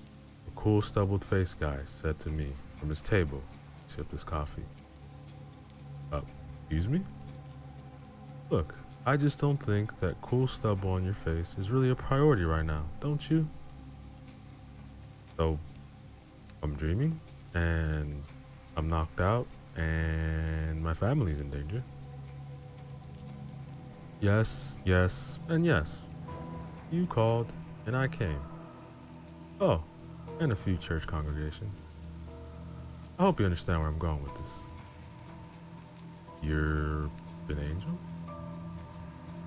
Messenger. You're the ones that get caught up in labels and names.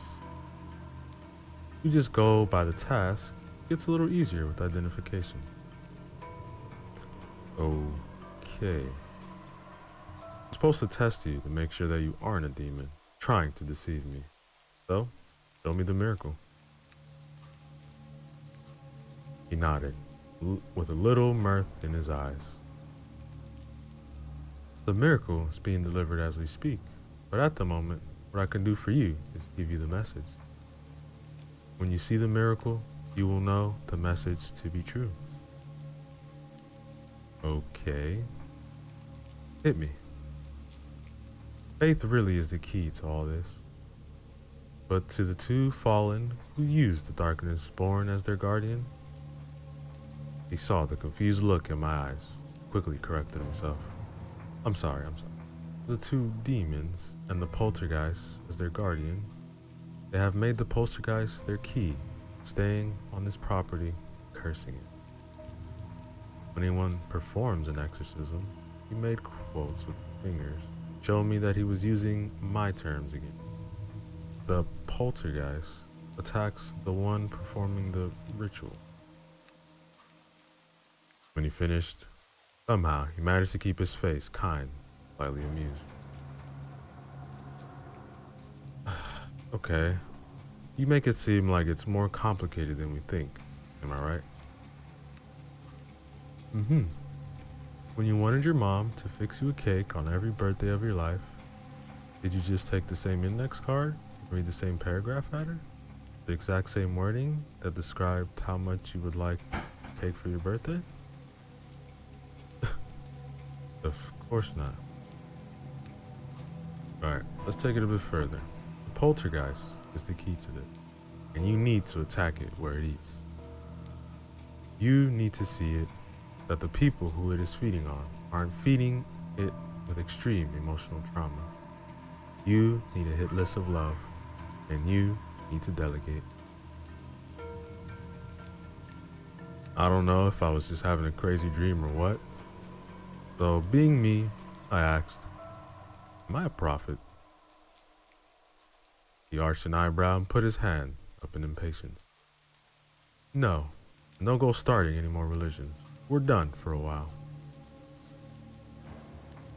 I stroked my chin in exaggerated thought. I don't know, I think I can come up with a little extra flavor. Mix in a little of this religion and a little of that. You're actually messing with me. Your rescuer? Hey, what can I say? I have a gift. I haven't established that you aren't a demon trying to deceive me while my family gets ripped apart by the poltergeist. He just started laughing, as if he just got the joke. Or maybe that I would get the joke. I couldn't decide which. Wake up, Jonathan, he said. I heard my wife and my sister screaming with rage as I woke up with a start. The shadow was still over me. My sister poured salt into her hand from a salt shaker. She hurled towards the shadow, making it dematerialize. I yelled, "Get the boy!" My wife Lisa ran over and grabbed Jeffrey. Lily, his mom, hovered over them with a fist full of salt in hand. I rolled over to Rick and shoved his shoulder. He moaned and started to blink. Look, we've got to go. Get up. Get up. We don't have much time. He started to crawl for the stairs, and I followed him. I could smell the sage smoke in the room, rising up to the second floor from the crawl space beneath the house. I hoped we could get out of this house alive. And just then, the shadow lunged out of the corner in my direction and hit an invisible wall where the sage smoke billowed over me. I could hear Alicia downstairs chanting, "Let only love, light and peace enter this house." Outside, I could hear people chanting, "Our Father, who art in heaven, hallowed be thy name. Thy kingdom come, thy will be done, earth as it is in heaven. Give us our daily bread, and forgive debts. Forgive debtors. And lead us not into temptation, but deliver us. Thine is the kingdom, and the power, and the glory. Amen." The shadow began to scream in rage and frustration. It scratched at the invisible wall as I could hear my brother-in-law dragging himself down the stairs. I turned to follow, still hearing the screaming poltergeist upstairs, as I stepped out the front door to the cheers of the people who had been praying outside. I even recognized several people from Pastor Randall's congregation. Some of the people in the crowd had crucifixes and crosses themselves. There was a group of people sitting in a circle still chanting, "Let only love, light and peace to this house." Ambulances arrived, and we were checked on for injuries and loaded in each one or two people at a time. The fire department arrived, but after consulting with Bob, he would only let them wet the ground surrounding the house, keep the fire from spreading. Then, Bob was loaded in an ambulance with Randall, and they rolled off. Now, ladies and gentlemen, the end, chapter 14. Yo, what is up, everybody? So let's go back again with the final chapter from the story titled The Haunting on X Avenue, written by Joshua Kimball. Remember to use the links in the description below. Show love to the author. Like, comment, subscribe. The next day, The news reporter stated, "Last night, a little boy was kidnapped and taken to an abandoned house by an unknown assailant. The boy's family, acting on a tip called by the Good Samaritan, successfully rescued the boy, but not without suffering personal injuries. In the fight to rescue the boy, the house was caught fire. The boy's captor got away. Due to the local power outage, no one was able to get positive ID. Police are asking for anyone with any information that can lead to the capture of this foul criminal. Please come forward." Back to you, Lenny. A few days later, our bags were packed. It was time to take a long drive back to Portland, fly home. I had just finished showering and shaving. As I splashed the cold water on my face to rinse the shaving gel off, I looked into the mirror, to catch a brief glimpse of a shadow staring at me. It made a long and steady slurping hiss sound at me. Then it blurred down the hall, out of sight. I ran out to the living room and called everyone to join me. A large 18-wheeler truck pulled up to the front of the house. The brakes squealed and the door of the truck opened. I untangled myself from my wife and went outside to greet the driver, whoever he was. The driver looked like he was in his late 20s. His gut was just starting, and he looked like he hadn't shaved in a few days. He took my hand, and he said in a little drawl, "My name is Jay. I have a delivery for Jonathan Campbell." That's me, but I don't even live here. I was going to leave today." "What is it? Why would I get a delivery here?" Beats me. I just deliver my orders. I got 5,000 frozen breaded fish sticks. It is most of the trailer. Where do you want them?" I shook my head in shocked disbelief as I remembered the dream of the angel who said that my miracle was on its way. Bread and fish? It had just enough detail to it for me to see the miracle, but just enough of a coincidence for the skeptics to deny it. Touché. Who would have thought? I slowly put my palm on my face as the impact of the message came to me. He was laughing at me because I was about to get the joke, and he knew that I was going to fail. That is why he armed me with the real knowledge to defeat the two demons and the poltergeist guardian. I replied, "Jay, taking them to the Salvation Army. They can feed the poor." Signed his document, shook his hand. Now, ladies and gentlemen, the end of our story. Yo, what is up, everybody? So let's go back again with our final short story from the collection titled Short Horror Stories, written by Weeping Harmony. Remember to use the links in the description below. Show love to them. Like, comment, and subscribe. The House on Elmwood Road.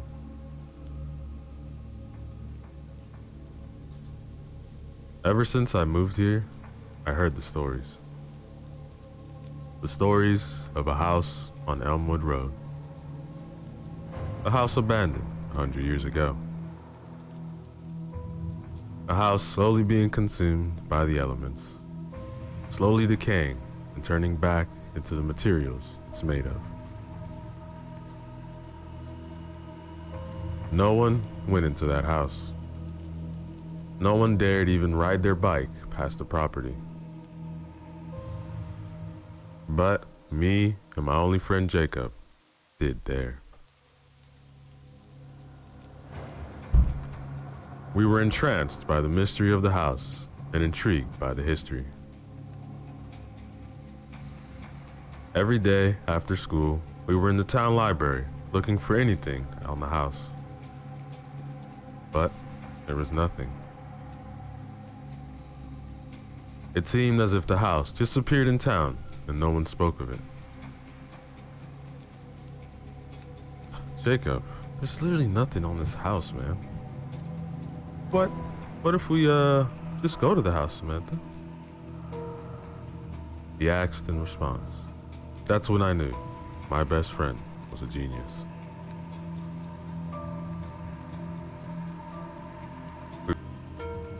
There was only one house on Elmwood Road. Everything else was trees and overgrown shrubs. When we got there, we hid our bikes behind some bushes and walked on to the front porch. The house loomed above us with an almost terrifying presence. Jacob took courage though and pushed the front door open.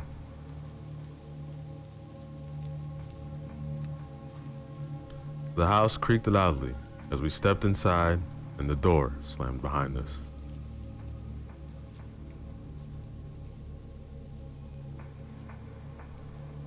The house was filled with furniture covered in white sheets. Candles were sitting on many tables in the front room. A few books were scattered about. The room opened to a dining area, old chairs and a table. There was a centerpiece with dead flowers and extremely decomposed fruit. It looked like the place was just abandoned. Jacob found a staircase that led to the upstairs, which he decided to explore. I, though, walked down a hallway that branched off the dining room.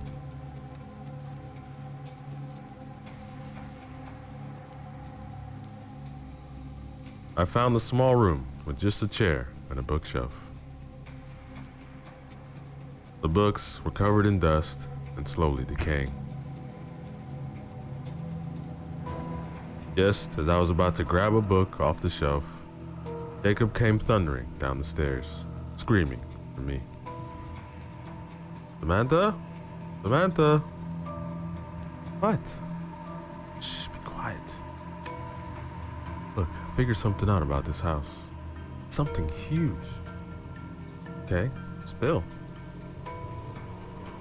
This house was owned by a pastor and his wife.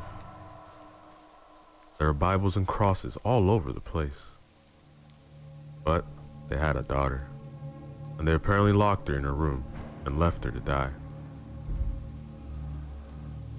When she did, they burned her body and boarded up her room.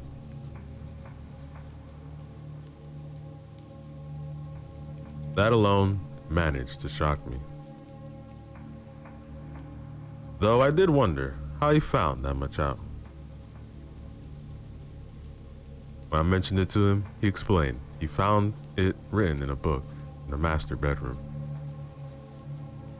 And with that, we proceeded to explore.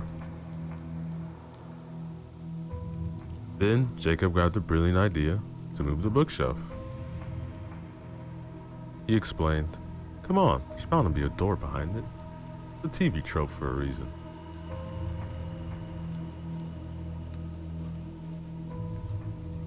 When he moved the bookshelf, there wasn't a door behind it, but instead a trap door below it.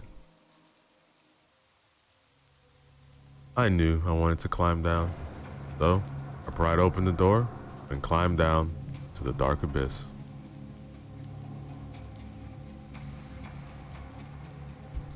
This just seems like a cellar, Jacob. Maybe, but what cellar has a bed and a bookshelf? Jacob, I seriously can't see what you're talking. I was cut off by Jacob pushing me forward. But he was right. I landed on an old bed and I could see the outline of a bookshelf right behind it.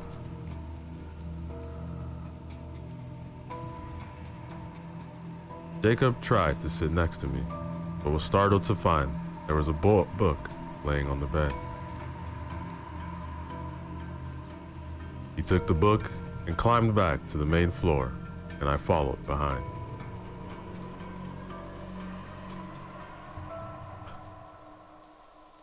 No one believes me. I'm not a witch. What? It's what's written here. It says my parents locked me in here to starve. I'm not a witch. Her parents were pastors. They must have gotten the wrong idea. Yeah, it says here it was all that boy's fault. He confused me.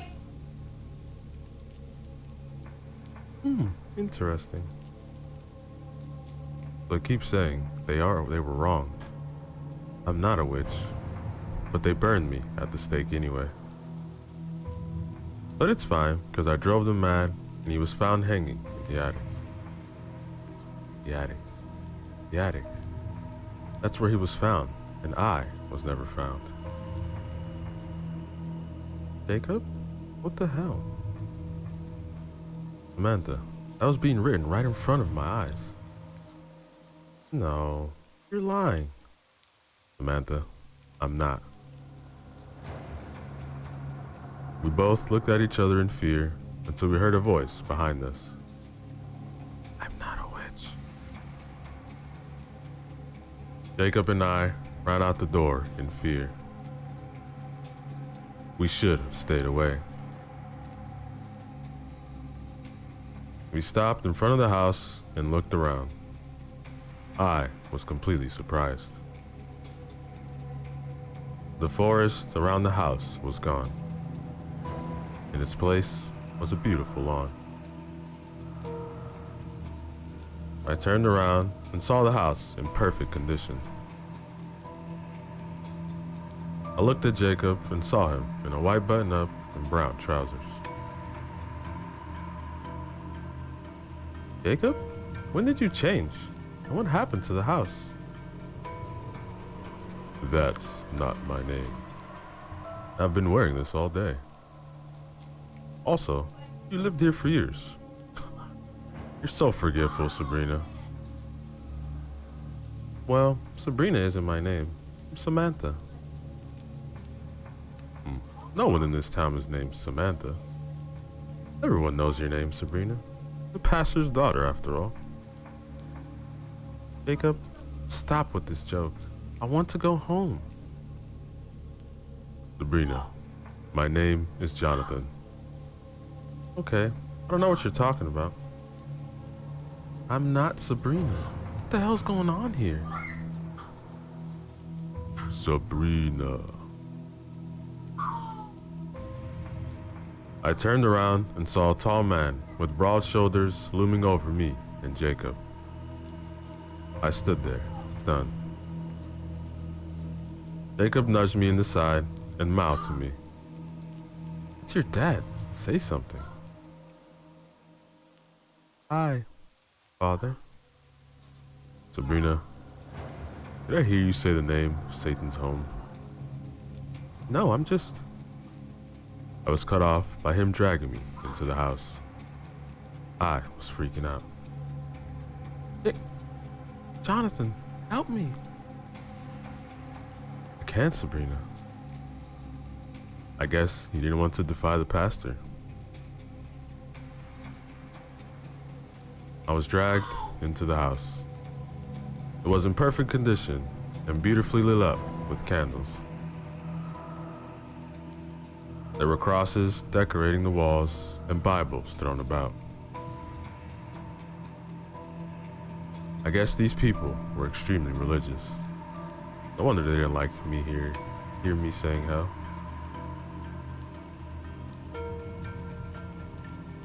The man pulled me into the small room, the bookshelf. He pushed it out of the way and opened the trap door underneath. He then proceeded to toss me into the darkness. But to my surprise, when I landed, the room was lit by a few candles. In the candlelight, I could see the same bed and bookshelf before me,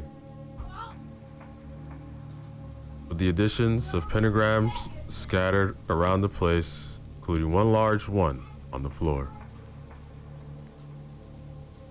It was drawn in red, and there was a large bloody knife in the center.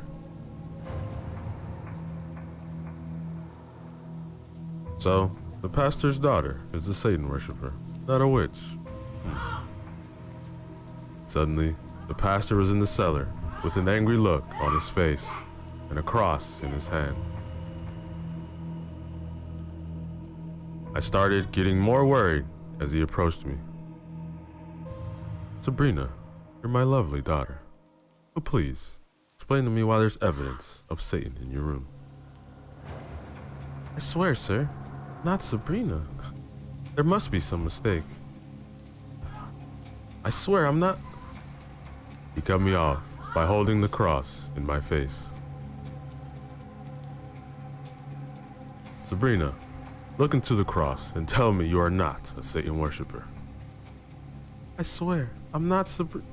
Look me in the eyes and tell me you're not a witch, you Satan spawn. I'm not. Please, please believe me. I'm sorry. There is only one way to cleanse the soul of witchcraft and Satan.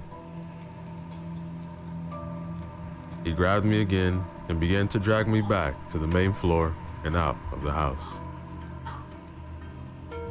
Jacob, or Jonathan, was waiting outside and looked worried. As I was dragged further and further from the house, the pastor kept shouting, "Come see a witch burn at the stake." I was terrified and screaming out that I wasn't Sabrina, but no one listened. We came to what I was guessing to be the town square, where I was tied to a wooden stake with a crown forming around me. I continued to shout and cry that I wasn't a witch and they had the wrong idea. But no one listened. Jacob watched with tears in his eyes. Any last words, witch? I'm not Sabrina, and I'm not a witch. Please, just let me go. Burn her! She's lying! Everyone's voices came together to just loud noise as I looked at Jacob. I pleaded for him not to vouch for me, but he simply looked away, crying even louder.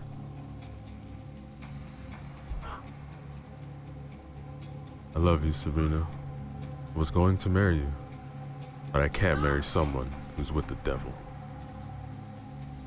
I wanted to shout back at him, but the pastor lit a fire below me, and smoke was consuming my vision.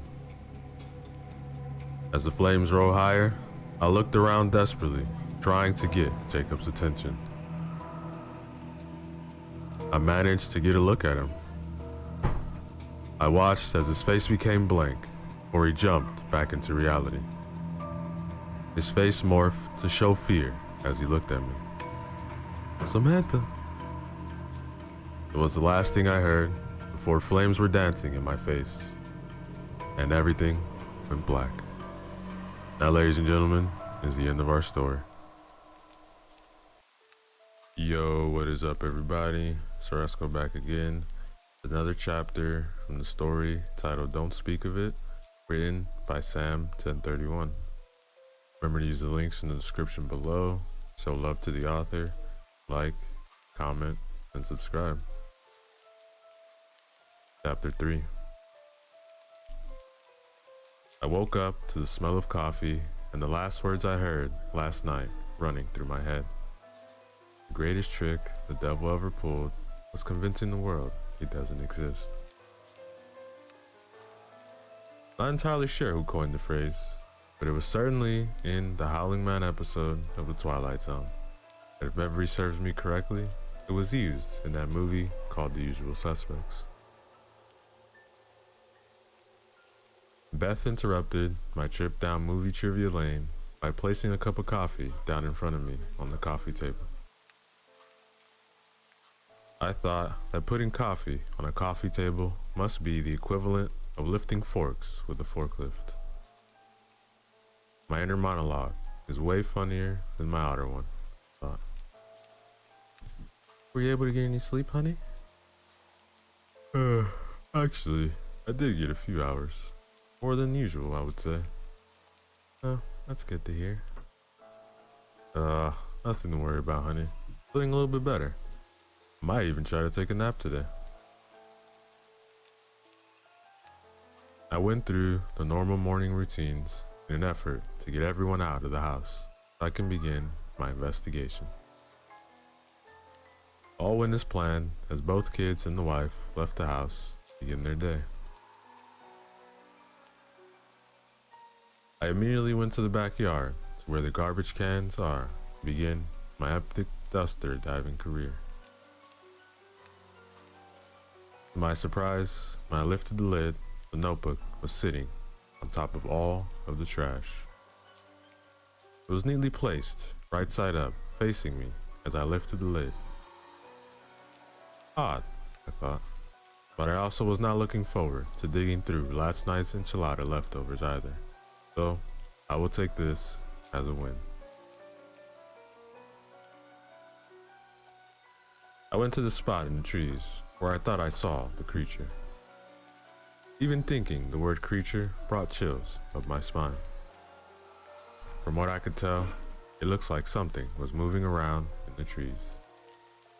There were broken branches and some flattened bushes that would suggest something larger than a house cat had been creeping around back here.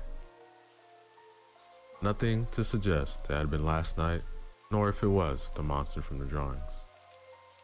Monster.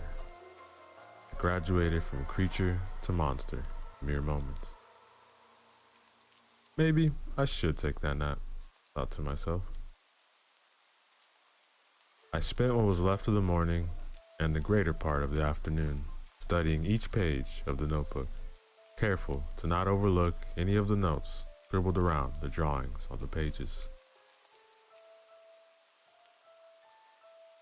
When I first opened the notebook, it opened on one of the drawings of the creature that I am now calling the Howling Man. I figured I might as well give it a name, seeing as to how I am obsessed with it. And it's the least I could do. The drawing was one of the more nastier versions of the Howling Man in the notebook. It was a full body shot, but what made this one unsettling is how it appeared to be looking at you. I say looking, but smiling would be more accurate. It's not happy. It's not happy at all. It's up to something. Something terrible. Even using the word smiling doesn't do it justice. I think smiling sounds happy. This thing is not happy. It's devious. In most of the sketches, it is smiling, but in this particular one, I feel like it's really looking at me. Like one of those paintings at Hogwarts. I flipped through the notebook, trying my best to avoid that particular drawing as best as I could, looking for any information I could find about the Howling Man. I found an excerpt from what I believe to be the man who gave me the notebook. He seemed to be retracing the events that led him to write the notebook. He wrote how the creature showed up and would not go away. The visits from the creature were always in the middle of the night, and they became increasingly violent as time went on. He never elaborates as to what he means by increasingly violent, but that seemed to freak me out a little. He says it spoke to him, but doesn't say what it said. As I read more, he also mentions that he does not believe it can come inside, that you need to go outside for it to get you. Get you? This thing can get you? I felt that jolt of fear, reminding me again that I fucked up. The last two things he wrote was 3:44 a.m. and he needed to tell Dale. After reading this, I flipped back to page 1 to the paragraph that was addressed to Dale. He wants to kill it. He believes it needs to be killed at 3:44 a.m. Speaking of it, draws it in. You could write about it or draw it. I guess that explains the notebook. Based on this information, I came to the conclusion that must have been why the driver was going so fast. He was trying to get Dale, and apparently he was in a hurry, because whatever it is was going to get him. He was running from the Howling Man, or at least had something super important to tell, or rather show Dale about him. I sat there considering all of this and decided that I was potentially going off the deep end. I have allowed this book to infect my thoughts and push me towards insanity. All of this was crazy.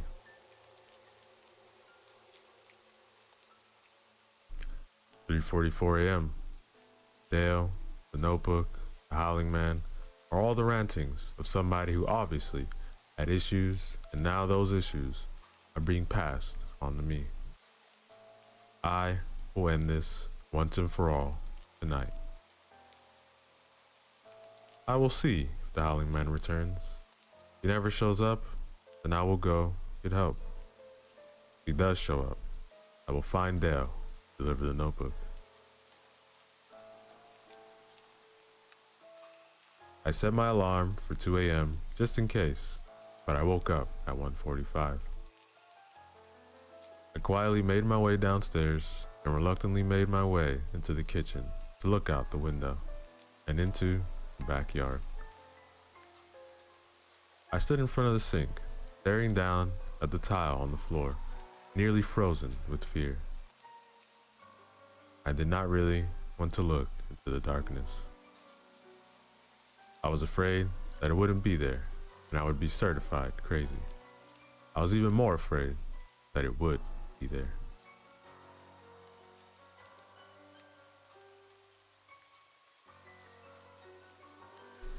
I stood there staring down for what felt like an eternity.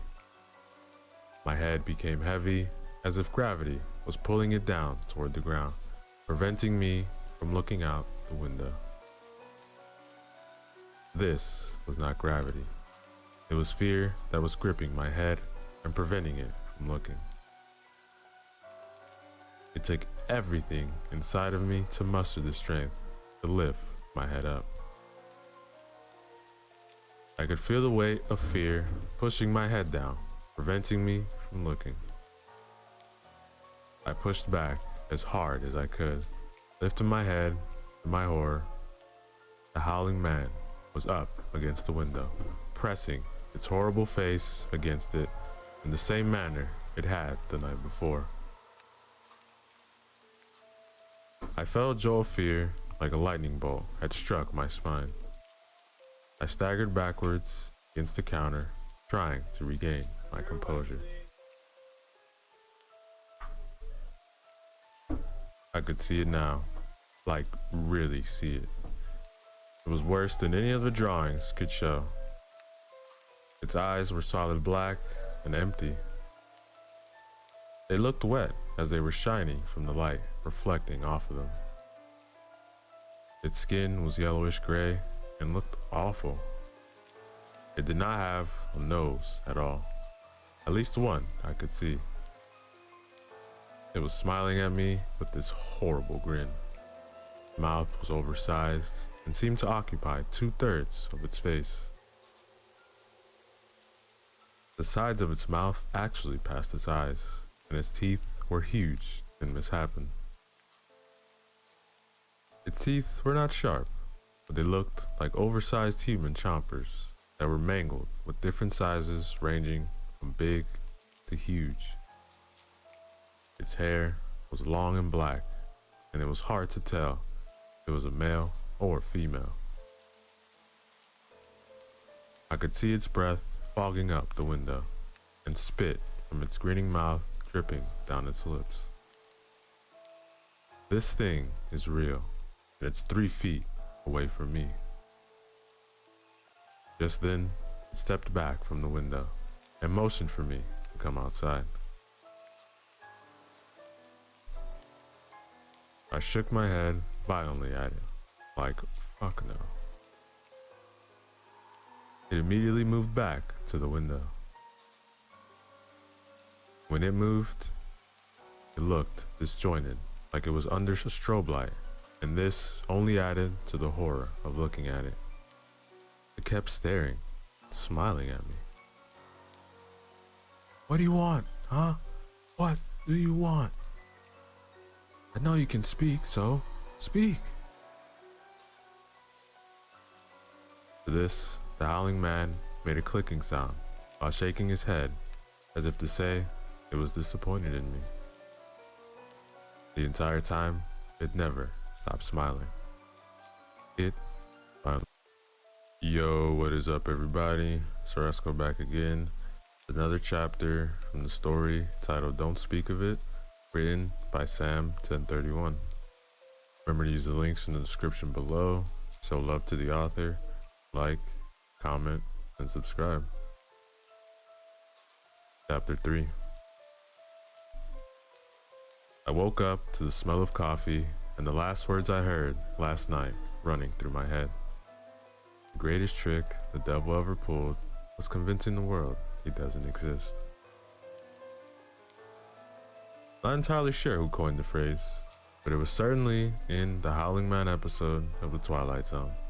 And if memory serves me correctly, it was used in that movie called The Usual Suspects. Beth interrupted my trip down movie trivia lane by placing a cup of coffee down in front of me on the coffee table. I thought that putting coffee on a coffee table must be the equivalent of lifting forks with a forklift. My inner monologue is way funnier than my outer one, I thought. Were you able to get any sleep, honey? Actually, I did get a few hours. More than usual, I would say. Oh, that's good to hear. Nothing to worry about, honey. Feeling a little bit better. Might even try to take a nap today. I went through the normal morning routines in an effort to get everyone out of the house so I can begin my investigation. All went as planned as both kids and the wife left the house to begin their day. I immediately went to the backyard to where the garbage cans are to begin my epic duster diving career. To my surprise, when I lifted the lid, the notebook was sitting on top of all of the trash. It was neatly placed, right side up, facing me as I lifted the lid. Odd, I thought, but I also was not looking forward to digging through last night's enchilada leftovers either, so I will take this as a win. I went to the spot in the trees where I thought I saw the creature. Even thinking the word creature brought chills up my spine. From what I could tell, it looks like something was moving around in the trees. There were broken branches and some flam bushes that would suggest something larger than a house cat had been creeping around back here. Nothing to suggest it had been last night, nor if it was the monster from the drawings. Monster. I graduated from creature to monster in mere moments. Maybe I should take that nap, thought to myself. I spent what was left of the morning and the greater part of the afternoon studying each page of the notebook, careful to not overlook any of the notes scribbled around the drawings on the pages. When I first opened the notebook, it opened on one of the drawings of the creature that I am now calling the Howling Man. I figured I might as well give it a name, seeing as to how I am obsessed with it. And it's the least I could do. The drawing was one of the more nastier versions of the Howling Man in the notebook. It was a full body shot, but what made this one unsettling is how he appeared to be looking at you. I say looking, but smiling would be more accurate. It's not happy. It's not happy at all. It's up to something. Something terrible. Even using the word smiling doesn't do it justice. I think smiling sounds happy. This thing is not happy. It's devious. In most of the sketches, it is smiling, but in this particular one, I feel like it's really looking at me. Like one of those paintings at Hogwarts. I flipped through the notebook, trying my best to avoid that particular drawing as best as I could, looking for any information I could find about the Howling Man. I found an excerpt from what I believe to be the man who gave me the notebook. He seemed to be retracing the events that led him to write the notebook. He wrote how the creature showed up and would not go away. The visits from the creature were always in the middle of the night, and they became increasingly violent as time went on. He never elaborates as to what he means by increasingly violent, but that seemed to freak me out a little. He says it spoke to him, but doesn't say what it said. As I read more, he also mentions that he does not believe it can come inside, that you need to go outside for it to get you. Get you? This thing can get you? I felt that jolt of fear, reminding me again that I fucked up. The last two things he wrote was 3:44 a.m. and he needed to tell Dale.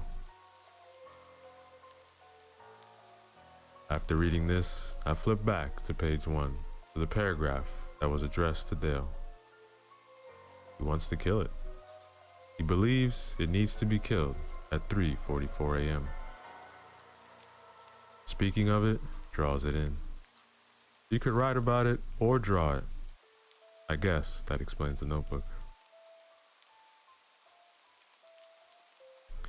Based on this information, I came to the conclusion that must have been why the driver was going so fast. He was trying to get Dale, and apparently he was in a hurry because whatever it is was going to get him. He was running from the Howling Man, or at least had something super important to tell, or rather show Dale about him. I sat there considering all of this and decided that I was potentially going off the deep end.